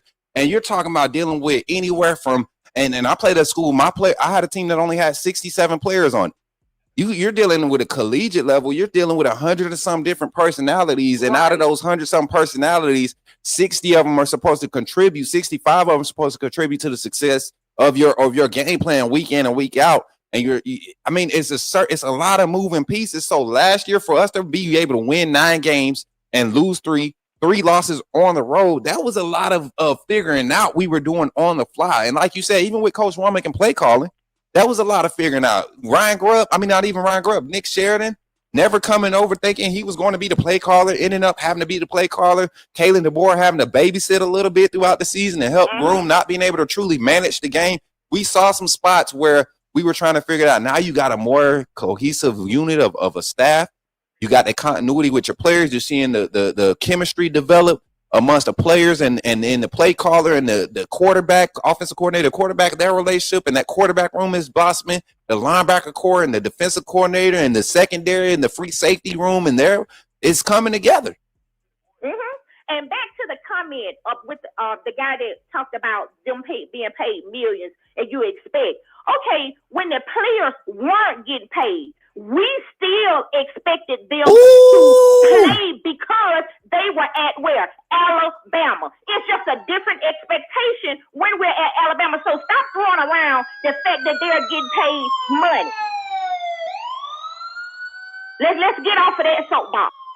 Because when they weren't being paid, we still, once they got on that field in that crimson and white, we expected them to win every game. That was just an unrealistic expectation, but because you was at Alabama, that's what you expected. So let's get off this money deal. And on that note, Teresa just blew the mic up. Teresa, I appreciate you for calling in, and roll tide, sister. Yes, sir. Roll tide. Appreciate your support, y'all. Y'all give it up for Teresa. Represent for the ladies this morning on the phone line, coming in with some fire. And you know what?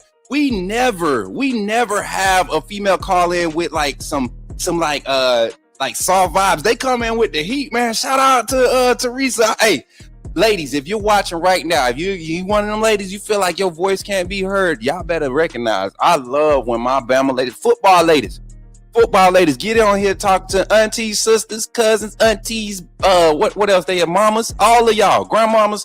If you love your college football, you love your Crimson Tide, whoever your team is, call in and share your thoughts here on the Coach Smook Network. 205, we got them. Call from.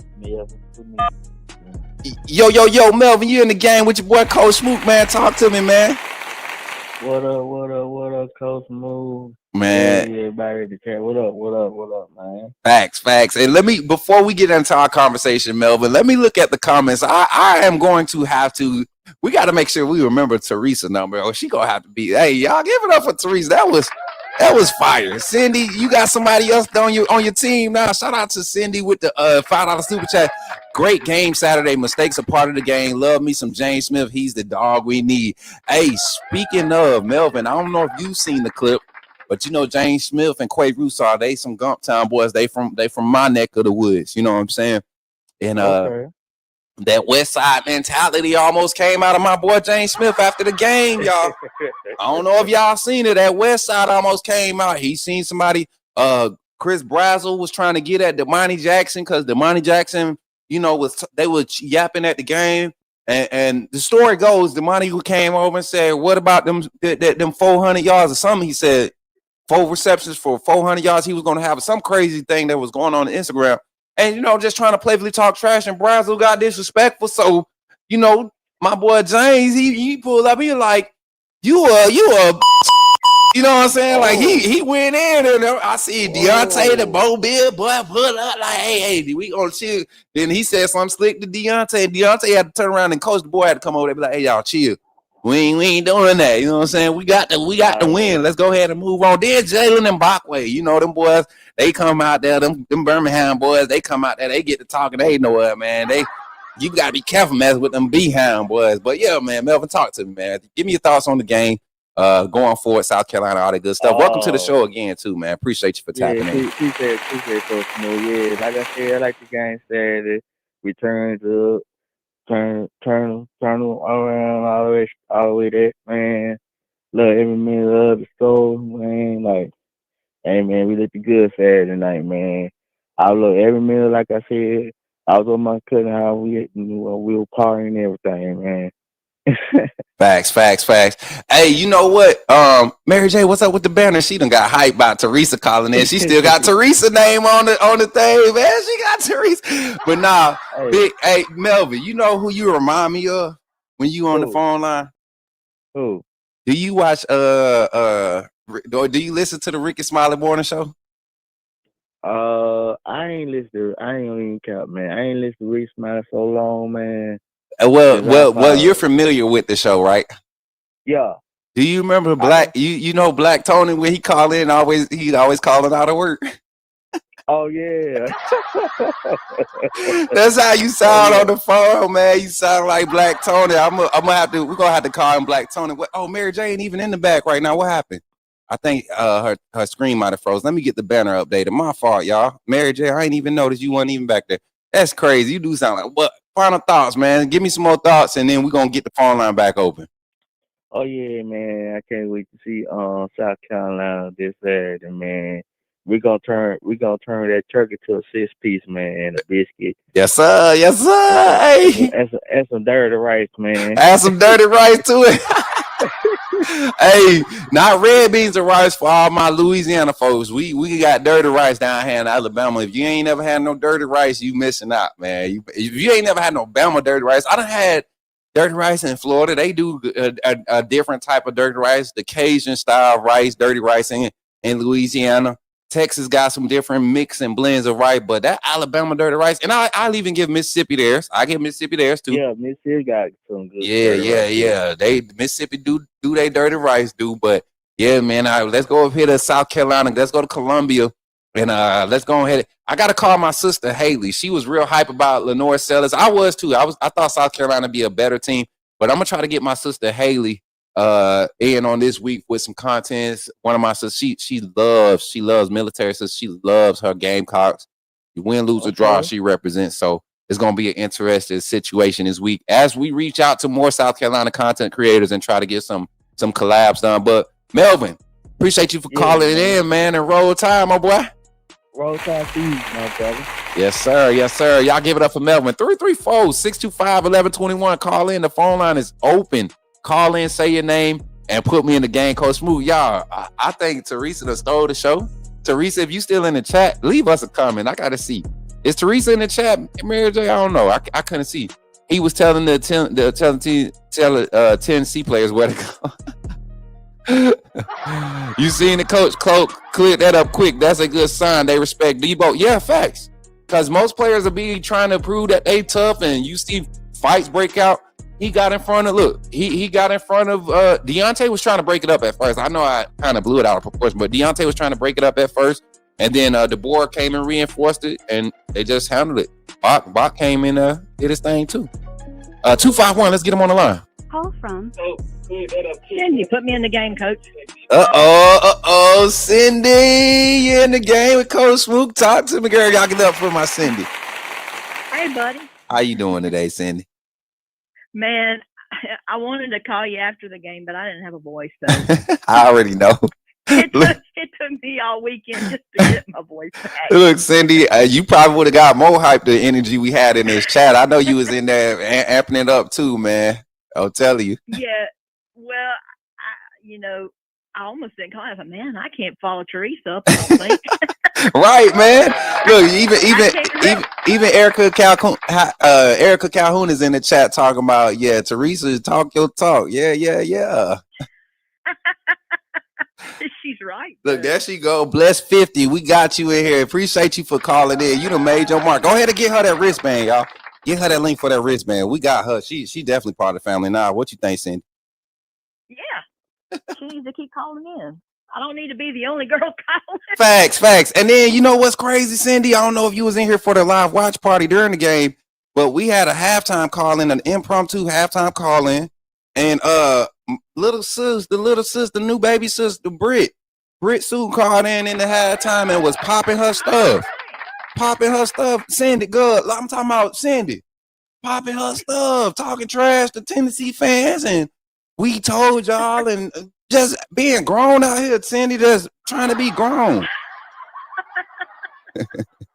That's awesome. Well, give me a reaction from the win this weekend. I know that Tennessee rivalry is a very, very close one to you, and so give us your reaction. And then, I hate Tennessee. Oh. It wouldn't have been a good weekend had we lost. Anyway, it's not as bad as Auburn, but almost. I think we're progressing each week. I can't. It makes me excited just to see each upcoming week. Facts, and it's been a while. I think it's been a while. We had that energy during the early season win streak last year, and I'm not gonna say we. I'm gonna say a lot of the fan base had that energy. Oh, we're getting better. This is exciting. We're doing good. And then the first time adversity, you have people ready to fire DeBoer, and you can't lose to Vanderbilt and all this other stuff. And Vanderbilt has a chance. People are crazy thinking we need to get rid of DeBoer. There's probably still people thinking that. Crazy right now, Cindy. Crazy. People still talking about firing Kane Womack and doing all this. Oh, they need to go on with that. Come on now. The days of getting people to not cross the 50 is gone. Georgia did it in 2023 for and this was the first year. You're talking about 2022, 2023. This was the first year where nobody really knew how to maneuver in the portal. You had guys, dabbling in the portal, but not really dabbling in the portal. Yeah. And now you see teams maximizing the portal, and the spread of talent across the country, especially in the SEC, is so different. It's so different. They just need to take a look around. I mean, imagine being an Ole Miss fan right now or an Auburn fan. Yeah, I mean, or even let's talk about LSU. LSU came into this season with so much hype. The best quarterback, the best offense, the most returning starters on defense, all of this stuff. And then they go, the very fan base that dogged us last year for losing to Vandy, one of them, they go and blow it at home. Yeah, at least we could say it wasn't at home. Oh, no, they didn't lose at home. They did have to go to Tennessee. They had to go up there and get. Yeah, they calculated some. Bad. They did some calculations and dropped the pendulum at the right angle. Them boys at Vanderbilt smart.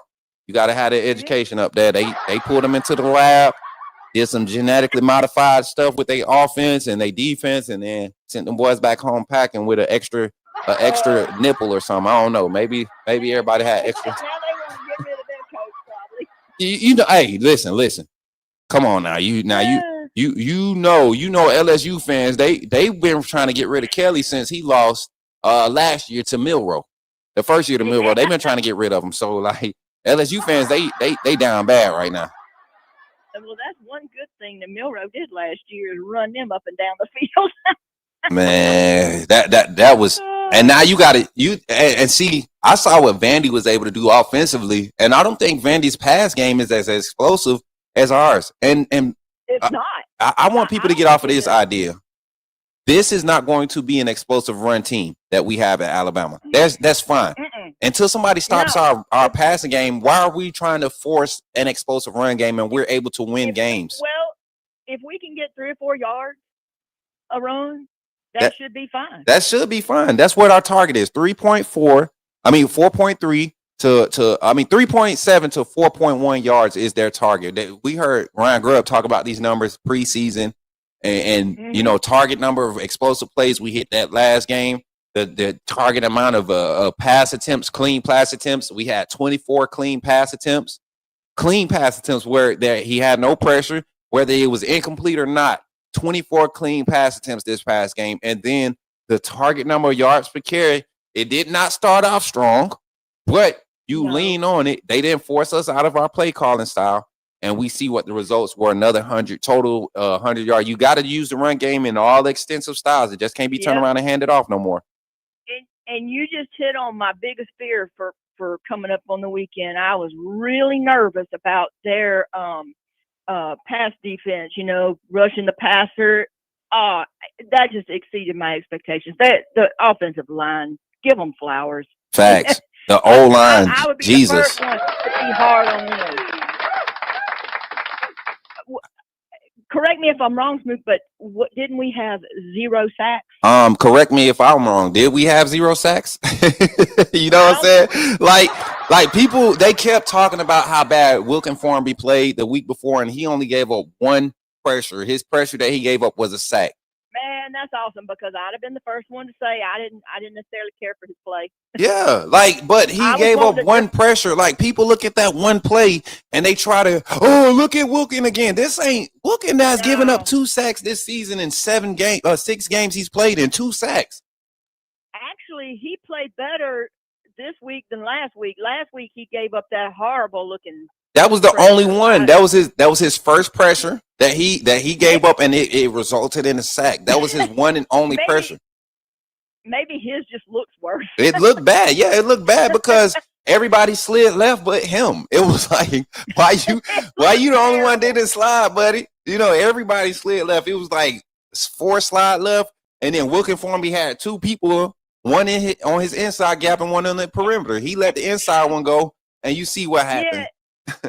And then he was holding his hands up, and I was like, "That's you. That's man. you, yeah." What are you doing? And it was funny because they said in film study that Michael Carroll. They got on to Michael Carroll about his missed assignment in that game last week, but then Wilkin Formby, before they could even talk about the play, they say he was like standing up with his arms up, like, y'all know what this means, and everybody in the room started laughing. So there's like a level of accountability there to where you're not looking at Elijah Pritchett situation where somebody that's for real not producing and then trying to make it about the coach not doing something with him or somebody didn't say something to him. And making it somebody else's fault. Facts. Accountability has been the biggest part of this team growth. And I think we're going to see a great turnover from this game, the South Carolina game, too. I know a lot of people are sleeping on them because of their record, but it's still a tough team. I didn't know if it was too soon to ask you what your thoughts are. I'm sure you'll have. I'm gonna break it down, but for you, Cindy, and to help us close out the phone call, I'll say this. I think because I always get to be inside the locker room a certain way, and I was just on the FaceTime with some of the fellas, man, and talking to some parents this past weekend and even yesterday. Last night I fell asleep. I know y'all seen the live link for last night. I meant to put it for 7 a.m. or 6 a.m. this morning so I can get up and do what I did later. But just on the phone talking to some of the parents, and they're talking about, hey, hopefully my son come home for bye week. Hopefully he make a visit. They talking about going to this spot for recovery and training together. Wow.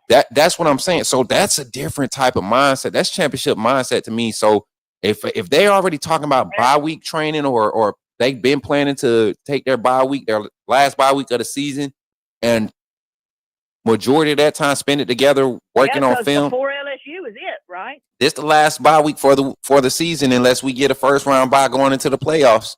It's the last bye week. So this for them to be already planning for that, that's a different mentality. You gotta respect that. I think if that mentality is a week ahead for bye week, we got South Carolina this week. I truly believe they have already flipped the switch and they're ready to take that same momentum and execution of play to South Carolina. As long as they don't overlook them. They not. Okay. I promise you, if they overlook them, I'm not gonna go live no more the rest of the season. I'm willing. That's how confident I am with what this team is doing and how they're growing. Now, if we get in the game and we got 30-some penalties against us, 40, 5 or 6 personal foul penalties and BS play action, pass interference calls and all of that, and we lose the game by 3, I'm not going to trip about that. I'm going to trip. I'm going to be emotional because of how we lost. But if we go out there, we play our best effort, I don't think this is a game to even watch. And that's what I feel like we're going to do. We're going to play our game, our best effort. We're going to be in tune because we're fans. But when we look back at this game, we're going to remember, we're going to forget so many big plays that happen because of how much control we have and the level of focus we're going to display. So I'm pretty confident about this Saturday. Oh man, I just love everything. I love how they're killing the clock, how they're controlling the game. That's been impressive. So that's a great formula. Facts. I appreciate you for calling in, Cindy. Roll Tide to you. Had a good time. I've been meaning to call you. I love it. We miss you in the chat. I'm glad you look finally get some open space on that work schedule. This was the hardest working woman for the last year, y'all. I don't know what exactly she was doing for the past year, but literally last year this time you got handed all the responsibilities at your job or wherever you're working, and you've been going hard. So it's good to have you back in the chat and get you back on the phone line. Yes, ma'am. It got a little bit more organized. Yeah, look at God. Won't he do it? Won't he do it? He does. Well, Cindy, I appreciate you for calling in, and Roll Tide. Roll Tide, bud. Yes, ma'am. Hey, y'all give it up for Cindy in the chat, y'all. 334-625-1121. We got a little bit more time left. Phone line is still open. 334-625-1121. Hopefully y'all are enjoying the show. If you are, man, continue to run the likes up in the chat. We got 47 likes on YouTube. Continue to tap that screen on TikTok. We see y'all in the TikTok stream. Cartavius, if you still in the chat, man, we'd love to get you on the phone line. Where Big Frank go? Did he take his time out? Because you can still watch the stream in time out.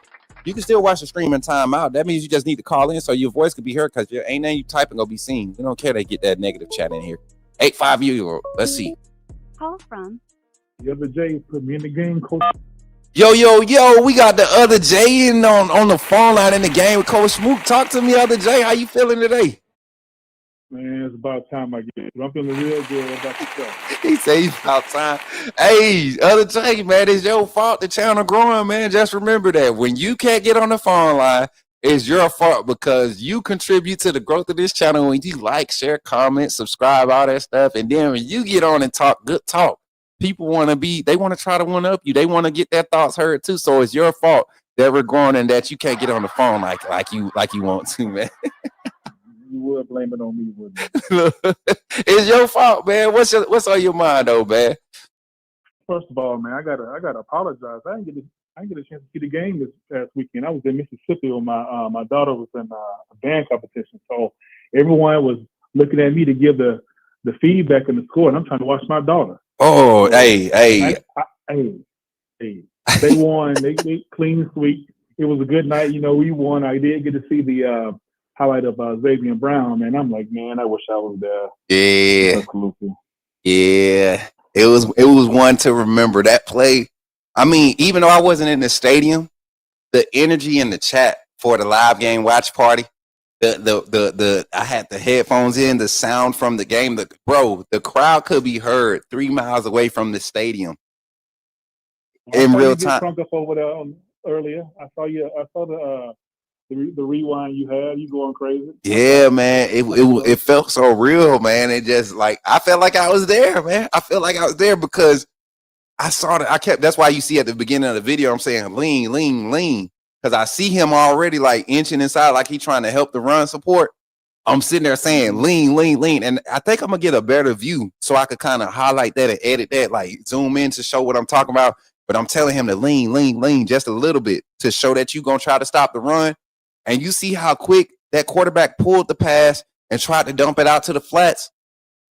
As soon as that ball snapped, Xavier Brown foot was already planting in the ground to push back and get in that throwing lane and make that play. We read it correctly. I mean, we had one in the space. We had Xavier Brown bearing down on the tight end. Mm-hmm. And, hey, he took it to the house. Mm-hmm.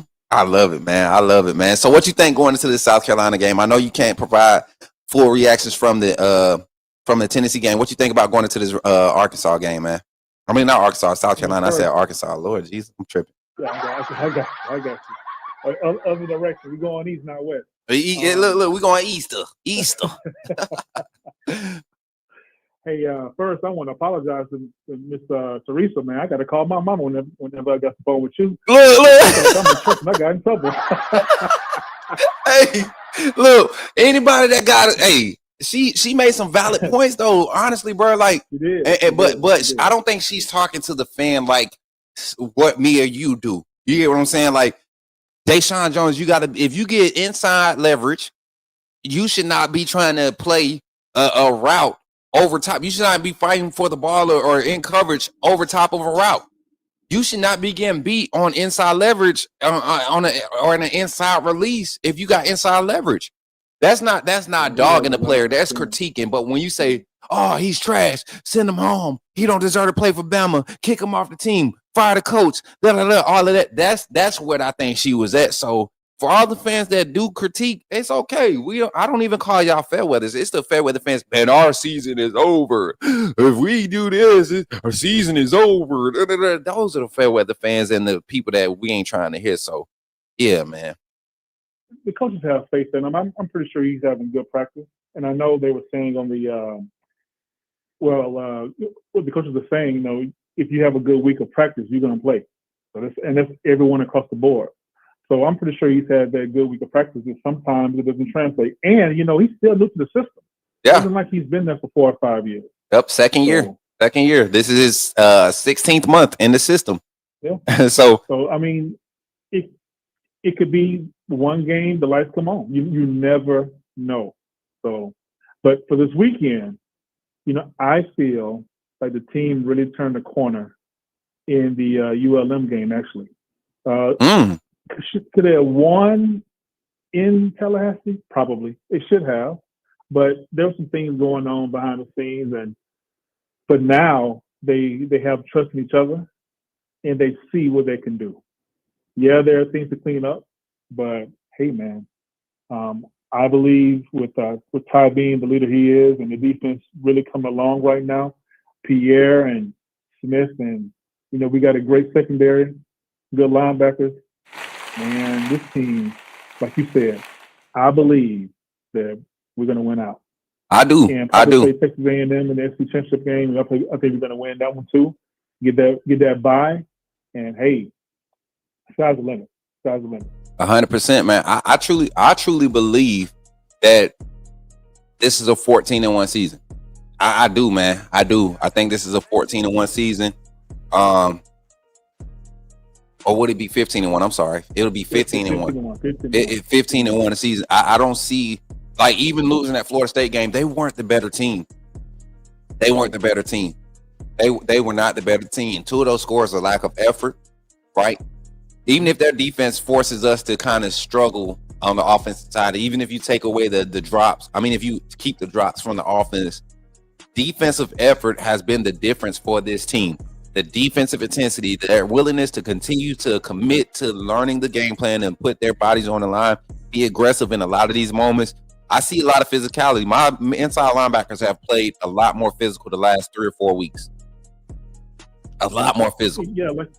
Yeah, like you said, there's never a lack of ability. It's a lack of effort. And we didn't show it in Tallahassee. And now they're showing it. And they're playing together because they believe in each other. So, yeah, we do have some bad run fits, but it's not to the point where it's costing us the game. Facts. And I think that's due to hesitancy. You know, not second guessing, because I looked at Keon Sabb hesitate on a few run fits, and if he like is a split second slower on that hesitation, it's a wide open hole. But he hesitates and gets there, you know, late, and is able to slow the run down, and then now you got everybody swarming to the ball, and that was the huge difference too. Everybody swarming to the ball now. I'm seeing 6 or 7 jerseys in on run tackles. And our red zone defense is phenomenal. And listen, I think we're number 9 in the country right now as far as red zone efficiency. Number 9 in the country. The year Georgia won it, they had a top 25 efficiency offense and a top 25 efficiency defense, and they led in some of your major categories. Alabama right now, our sack numbers have shot up since we started conference play. Our pressures have shot up. Our turnovers have been the leading. I think we're number 4 in the country right now in turnovers forced. Alabama's doing the right things on defense to be a championship style defense and keep us in there running for the national championship. But the other Jay, final thoughts, man, as we get out of here and open this phone line up, brother. Hey, roll tide, Mr. Reese, I'm sorry. Please forgive me. I didn't do it. He did. Somebody else did it. I'm gonna call my mama whenever we get done. And just remember, Coach, I ain't that Jay. I'm the other Jay. The other Jay. Roll tide, baby. Roll tide, man. Y'all give it up for the other Jay. Look, he ain't that Jay. He's the other Jay. And I love that he says that because y'all remember that Jay, right? Y'all remember the first Jay. Yeah, right. We got to actually try and check on old Jay, man. I know. Listen, y'all ever fell out with somebody and it was over nothing, but you really didn't hate them. You just didn't like the way they did that situation. And you just randomly think about it. I wonder how Uncle Jay Townsend is doing, chat. If y'all see him in any other chats around this YouTube space or anywhere, let him know that Coach Smook asked about him. I'm genuinely would like to see that he's doing well, man. He was dealing with some health issues before, you know, they stopped supporting or whatever. But I hope he's doing all right. I really do. That was Uncle Jay. Y'all remember Uncle Jay, man? Let's put prayers in there for Uncle Jay because he's dealing with a few health issues and things of that nature. And it is never bigger. You know, life and death is never bigger than it's always bigger than this content and opinions and all that stuff, man. So yeah, they were the better team that day. I don't think so. Because even in spots where we didn't make plays, we had opportunities. A little bit of effort changes a lot of those situations, and mentally, you put them in a different spot. Because I don't think anybody that they lost to is better than Alabama. Can you say that? Will you say that the teams that they lost to, the 3 losses that they have, do you think Miami's better than Alabama after what they did against? Who did Miami lose to? Who did Miami lose to? The first loss. Who was their first loss to? It was this past weekend. I forget who they lost to. Oh, Louisville. Do you think Louisville better than Alabama? Do you think Miami better than Alabama? Because Miami beat Florida State. Louisville beat Miami. So if we go by transitive property and do what people like do, try to compare teams versus teams, do you think Louisville's better than Alabama. They have the one up over Miami, the team that beat Florida State, the team that beat Alabama. Do you think those teams are better than us? I ask y'all that. Nope. Exactly. That's what I'm saying. So I just don't think if we show up with a little bit of effort in week 1, we might win that game 21-14, 21-17, 38-17 if we catch the ball, 42-17 if we catch the ball. So yeah, I'm stuck on that right now. I'm stuck on that, how different this team is. It's like this ain't even the same team. This ain't even the same personnel. 334-625-1121. We got about 3 more minutes left on the phone line to open for the phone lines to be open. And then we'll close out the show, and then we'll do our intro for our night call-in show tonight. We'll be kind of just opening the phone lines up, reacting to all of the weekend's games between all the big matchups, starting from the upset from Louisville, and then we'll open up. We'll also talk about our segment opening up for this week's games and how we'll start breaking down Alabama tomorrow morning, 9 o'clock a.m. You'll see the Coach Smook Network. Are we live on YouTube still, chat? Why is my I'm getting spinnies over here. Okay, we're good. Coach, can you speak on our run defense? I felt like they were getting sloppy towards the end. They ran more than Mizzou. I don't think it got sloppy. I just think once we got into a mode, they made the right adjustment. You saw a lot of tips coming from the perimeter, out of the slot. You started tight end, being effective in the run game. I don't think it was as explosive as I thought it would be. We didn't have to commit 8-9 men to stop their run. We kept a solid box. We played it honest. Like I said, Dougie Fresh, I don't know if you was in here Friday for my breakdown of how Alabama would win, but I said that Alabama needs to play everything honest. If you're going to align in your pre-snap look, play it honest. I think you saw some explosives come when you tried to get with the pre-snap eye candy on the defensive side, show pressure, back out, all of that. I think that's when you saw some problems. But when we played it straight up, I think we played a solid brand of ball and containing the run game. This is a team that averages like 6 or 7 explosive runs a game. Their only game where they didn't was against Arkansas. We played run fit similar to how Arkansas played it out of their system. Different system, but we played it similar, especially trying to keep the quarterback run a non-factor. And so when you saw that, like Yanzi Pierre, the run that got inside Yanzi, that one play, and Noah Carter, same thing. The runs that got inside of them from the running back were because they were keen on their assignments of keeping the container on the running back. So I'm pretty good on the performance from the run defense. They turned into Super Saiyans week 2. They got the tails. They got the gold hair now. Isn't there a coach's press conference soon? Yes, it should be around 11 o'clock, 11:15. 337. We got a last caller on the line. Let's see who it is. Welcome. Roland. Yo, Roland, you in the game with Coach Smook. Talk to me, man. What's up? What's up, Smook? Man, that much, man. Look, just reacting, man. I think I'm finally good on the Tennessee game. It took me a little bit longer. That one was personal for me. Well, yeah, man, I'm feeling good. How about yourself? Talk to me about your reaction from the game and tell me how you feeling, man. It's personal for every true Bama fan, and we had to get our get back. But I did want to ask you this question. Like, I'm over to Tennessee. I'm on to next week. But I want to know, do you got any insight on the mental state of the running back room right now?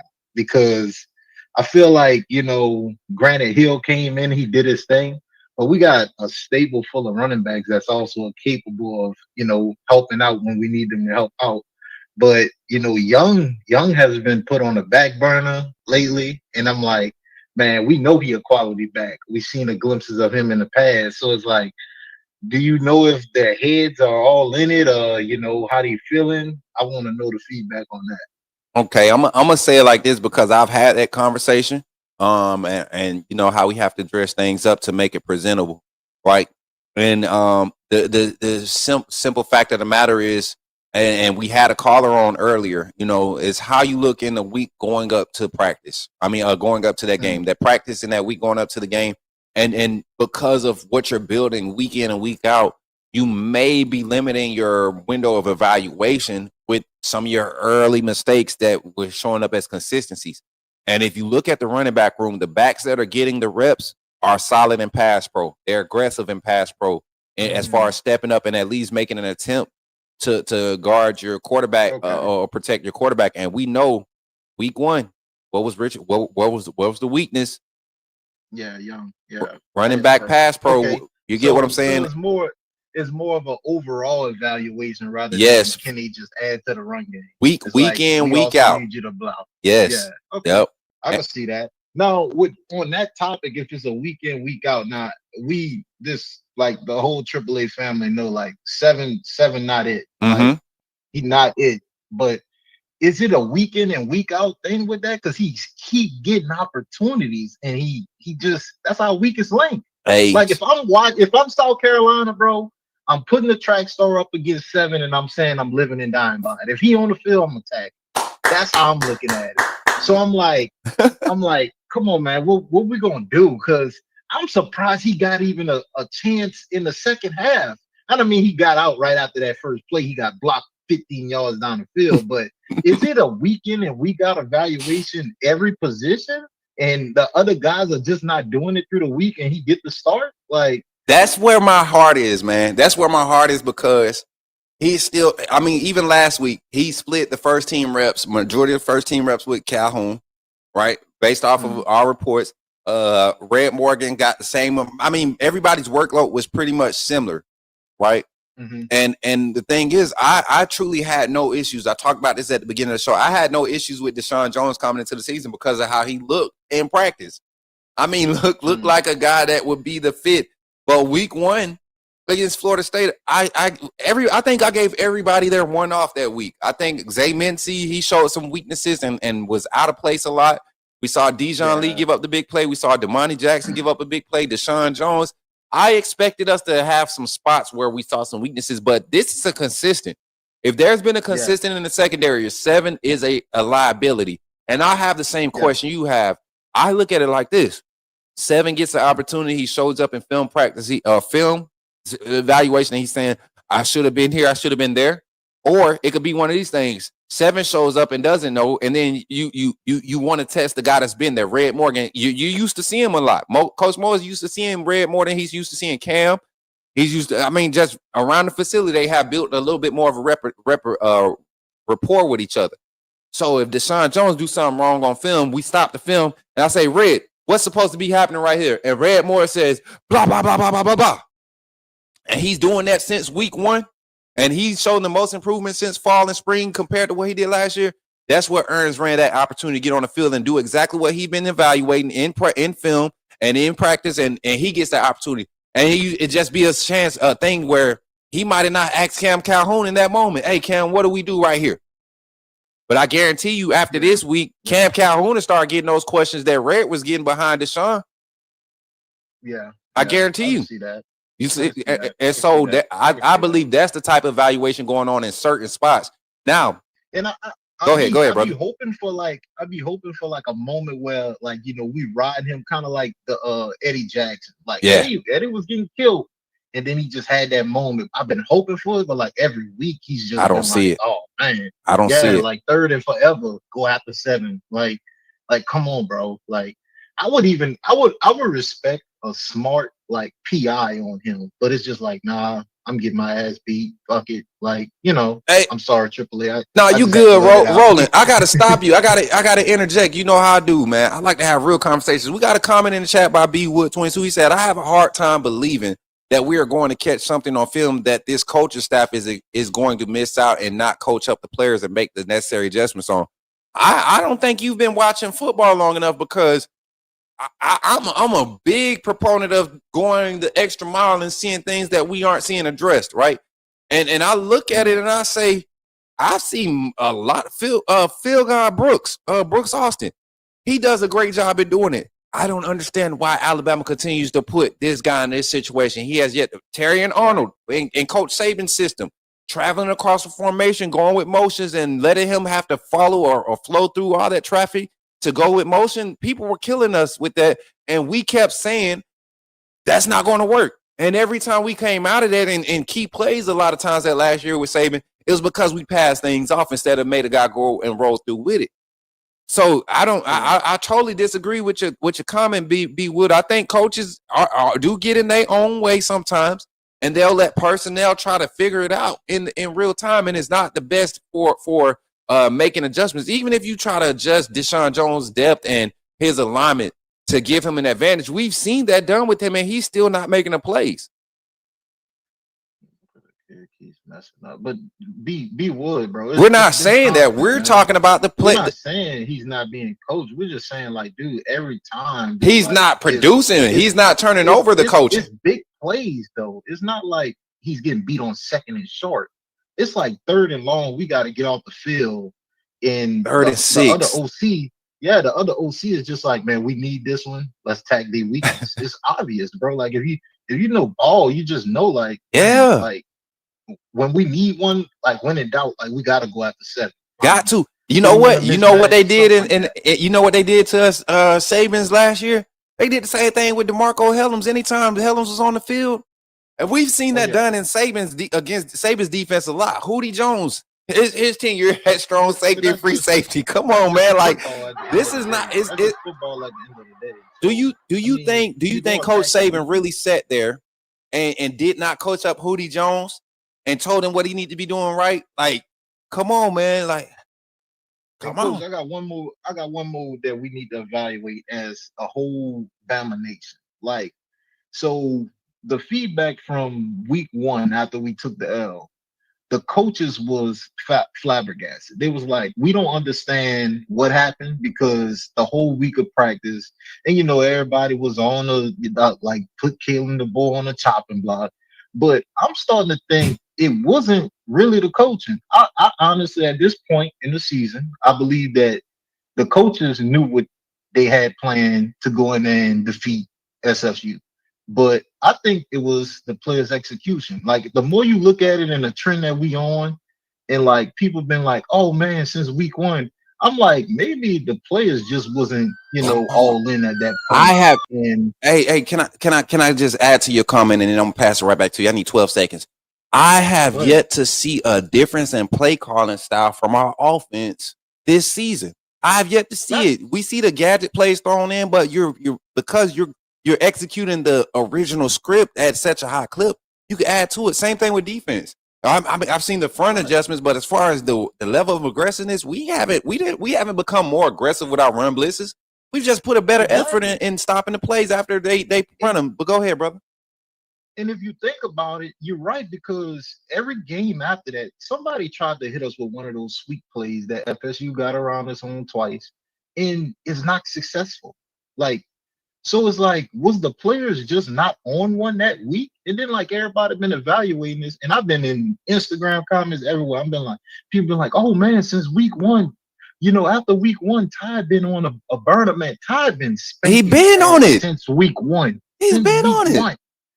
And like, I'm like, you know what? Maybe the players just wasn't all in that game, and FSU got what they got out of it. But it's not looking like they're not looking that quality win for them. It's not helping us as a quality loss, because they talking about getting Norvell out of there. Man, Billy Norvell, if Billy Norvell have a job still next Saturday, if they lose next Saturday, Mike Norvell, Mike Norvell. I call that man Bill Norvell. Look, I call that man Bill. What he is, because that's what he is, a bill, a $53 million bill for the University of Florida State, Florida State University. Then he tried to plug us in one of his conferences, saying it could have been even worse. I'm like, bro, you might want to watch where you're going with that, and then you lose 2 consecutive games. Come on. But the thing to say is, like, I just feel like, you know, it wasn't the coaches week 1. It probably was the team, like the players. We look at the execution, because, hey, I'm surprised 11 getting some more reps, because that week 1 11, Lord. Talking about on the D-line? On the D-line, Lord. Yes. Hey, I talked about him during the live watch party, brother. Renard. I'm always in your live watches. I'm Roll Legend. Yeah, I know who it is. Your real name Roland, though, right? That's what you said on the. Yeah. Okay, I'll just make sure I ain't hear wrong. You know, I got bad ears. I got infantry mortarman ears from when I was in the military, so blowing up bombs and stuff. Sometimes my left ear don't translate to my right. I think we've been spanking ass since week 1. We just, like, the players wasn't all in. Yeah. And like you said, you know, I feel like we could win out, but I'm gonna say this, and I've been evaluating all college this season, every team, including ours. It's a week by week thing. Yeah, you don't like. Granted, can't do it. Getting better. We've been getting better every week, but granted, you don't know who's gonna show up. Because like, I mean, you look at all the teams that was supposed to win and don't win. Like, you know, it's a week by week thing, especially with the portal and the way things going. We don't know what's going on like deep inside these locker rooms when they got money involved. Yep. You know, so like you gotta evaluate every team week by week. Because you had like that Friday night game, man. Like Miami, they posted Miami and Ohio State, if I'm not mistaken, scheduled. It was like they don't play another ranked opponent at all. But it's like, dude, if they're not hitting on all cylinders, like I said, week by week, you could drop it. Have a Friday night upset. Exactly. You know what? You know what contributes to that? You know what contributes to that? You still have a lot of teams that are unranked right now with 2 losses, right? Yeah. And if or one loss team like Louisville, I think Louisville will have 1 loss coming into this game. Mm. And so you look at it against the undefeated Miami, we're an unranked 1 loss team. We come into this game and we beat the number 1 team in the country, number 2 team in the country. That puts us right in the mix for a playoff spot. We get to go now. Louisville says, "Hey, we get to go to the conference championship, and if we lose to this team again in the conference championship, we're still in the playoffs." You have like 6 or 7 teams like that right now in week 7 of college football in these major conferences. So yes, you're going to seize every. It's not just Bama dealing with the target on their back now, year in and year out. It's who's ever leading for one of those playoff spots. That you know what a playoff spot is for a program right now. Like $2.8 million, $2.8 million for your program. And recruiting, like, come on, man. Changes it. You're getting all this. You're getting involved. Come on, man. It's big. It's big. Another thing before I let you go, with it, we went out, right? We went out. SEC championship. Do we see Georgia again? I really don't want to play that. Hey, you know what? I don't think we see Georgia again because if we win out and the team that I think will win out wins out. They will have no. I think Vandy will win out. Vandy, ooh. You want me? Let me run the schedule. Let me run the schedule to you real quick before I let you off the line, man. Vandy has such a favorable schedule to end this season. They got Missouri this weekend. They got Missouri at home though. That's where because Missouri was one of my they're my 2 dark horse teams to be that number 3, number 4 seed in the SEC. If A&M doesn't win out, one of these teams can sneak in. Vandy has Missouri. They host in Missouri. They go to Texas, and I think they blow Texas out in Austin. Then they host Auburn. They host Kentucky and end the season at Tennessee. And if they lost to Tennessee, that would give them their 2nd conference loss. That's the only team I feel like really could put Vandy in a chokehold the rest of the season. And if they win out though, their only loss will be to us at Alabama on the road. Okay.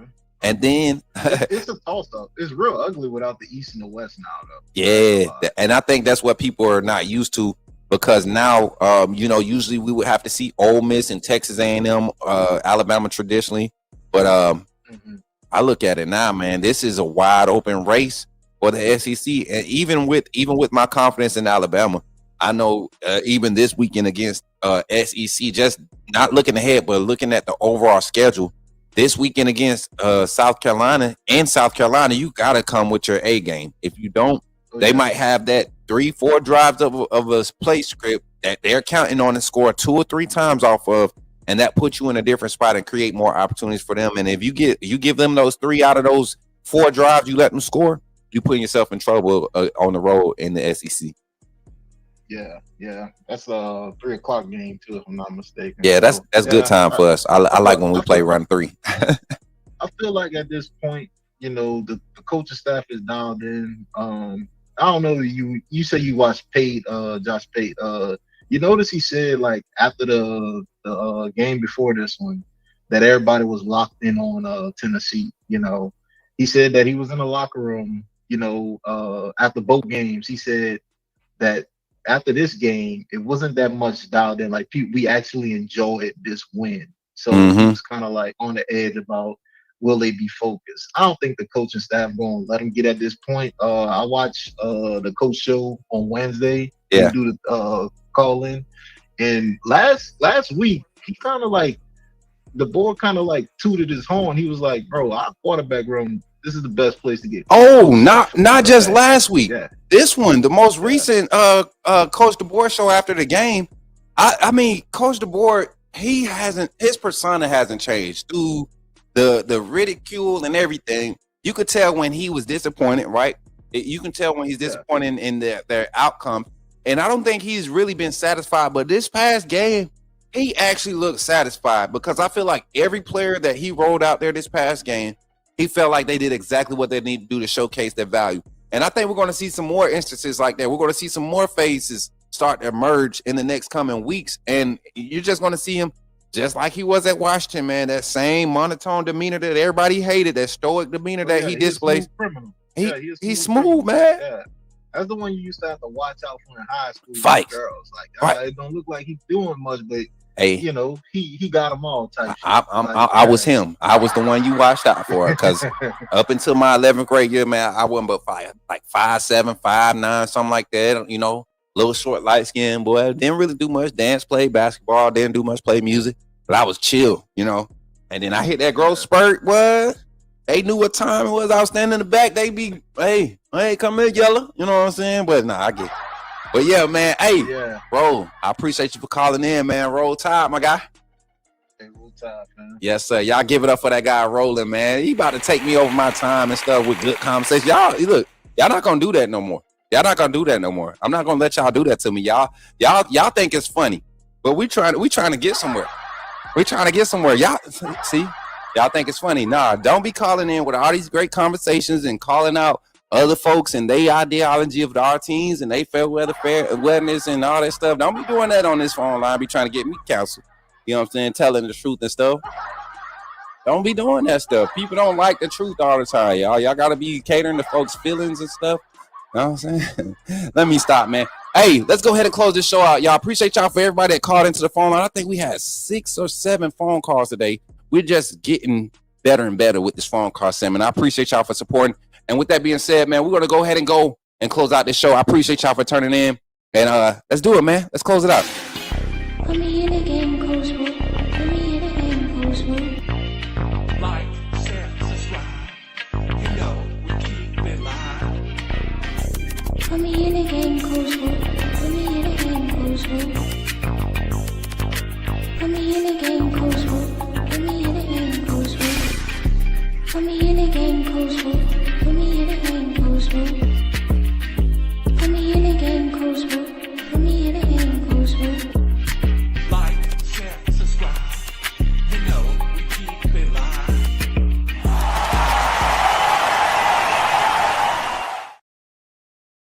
Thank y'all so much once again for being here and supporting the Coach Smook Network. I just want to say, first of all, man, we didn't finish our goal. We didn't meet the goal, but it don't matter. We got halfway there. We got 5 out of 10. Got 5 out of 10. Thank you to everybody that super chatted throughout today's stream. We're going to do a super chat roll call, starting off with Dougie Fresh with the $4.99 super chat. He said, interesting stat. Oh, go back. I want to read it.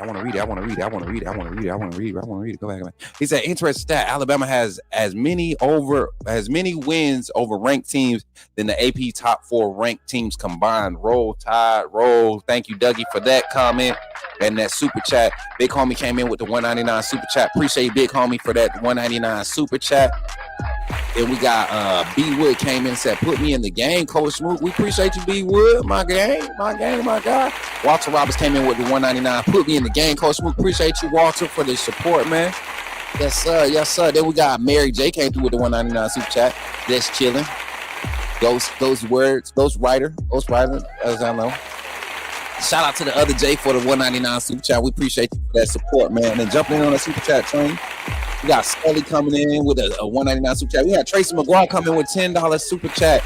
Tracy McGuire, what's your handle on there? I don't know why they changing up. Appreciate the $10 super chat. He said, Coach, that boy Yanzi Pierre is him. Yes, that boy is him. That's a you follow born and bred. That's come from that East Alabama water like I'm from, you know what I'm saying?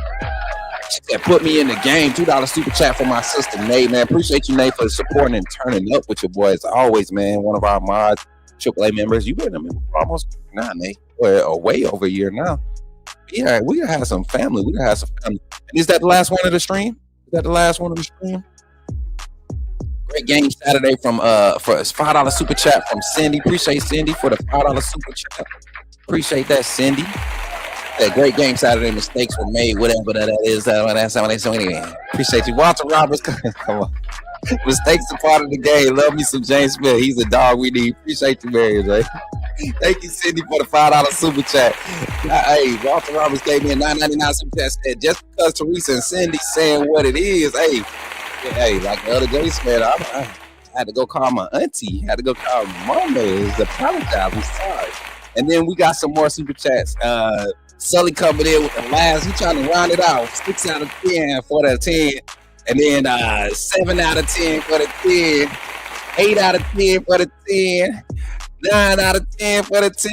And then he came through with the last one. Shout out to Sully, man, for finishing up the super chat train.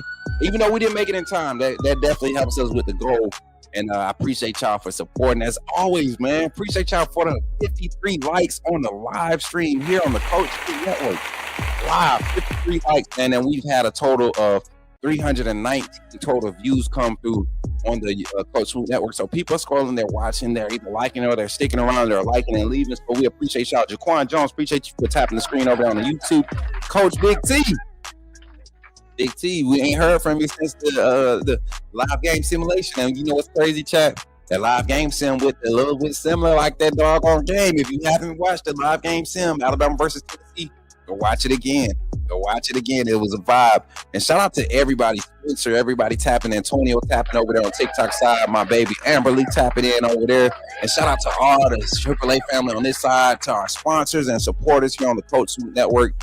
All platforms, man. Remember, if you have not, go and follow me on all platforms at Coach Smook. That's where all of our content is, at Coach Smook.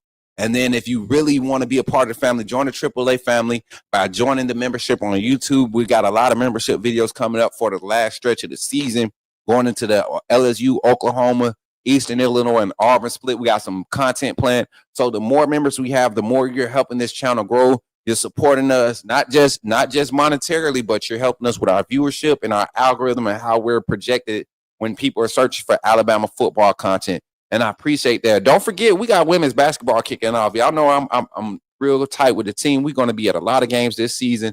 We're going to be providing a lot of women's basketball coverage. We're going to be reacting to a lot of men's coverage, but we'll be providing our own women's coverage and insight and doing that side of things. So as the season dwindles down, we're still going to have spots where we talk about our women's basketball team. And even there, shout out to the women's basketball team and how they played this past weekend for the exhibition game, man. They showed up and played their tails off. This young team, man, we got to keep fighting back from injuries. Some of the veteran presence that's returned that were young last year, they'll be returning like Eris Lester. But I seen Essence Cody. Deb is mom. I'm sorry, mom. We saw Essence Cody. I think she's really turned into a beast. And then y'all gotta help me. Silva, I forget the young lady's name. I can't remember it. Lord Jesus. First year, she's the overseas player. Yo, dog, man, her skill set is crazy. We're gonna be able to run a 2-big system this year, man. We're gonna be able to run a 2-big system that can get up and down the floor. One is more adept with the ball handling, but both can shoot from the perimeter. Essence Cody letting it rip from the 3. Jessica Timmons is back, man. If y'all have not followed my little sister, Jessica Timmons, man, she is cold on that court. She is cold on that court. And then you got Ashton, the true freshman, coming out there showing some confidence. You got a lot of players from last year. They look like they just have kind of evolved. And our Carly Weathers, another returning player from last season. I'm excited about my Bama's women's basketball, man. I don't know. I'm different, man. I enjoy the women's women basketball more than I do male basketball these days, man. They play with a different type of energy and passion. I'm not all about the flash and the dunks or the cool boy style of playing with lazy dribbling. I like intensity. I like physicality. I like good team basketball. You get that with the women's game, especially at the collegiate level. Not a lot of showboating. I'm just an OG type of kid. Now, when I watch the NBA, I expect all that high flying and some intensity in the key points of the game, but I love my Bama's women's basketball. So be ready to support that and support your boy throughout the season, the off season, while we're covering recruiting and all of that in the off season. But until the next show tonight, 8 p.m. Central Standard Time, we'll be going live with our Coach Smook call-in show again. our evening calling show. Y'all tap in and show some love. And remember, y'all, when you see me in the streets, holler at me and say, put me in the game, Coach Smook. I'll catch y'all on the next one. Y'all be blessed, baby. Remember, when you see me in the streets, holler at me. Say, put me in the game, Coach Smook. Put me in the game, Coach Smook. Put me in the game, Coach Smook. Like, share, subscribe. You know we keep it live. Put me in the game, Coach Smook. Put me in the game, Coach Smook. Put me in the game, Coach Smook. Put me in the game, Coach Smook. Put me in the game, Coach Smook. Put me in the game, Coach Smook. Put me in the game, Coach Smook. Put me in the game, Coach Smook. Like, share, subscribe. You know we keep it live.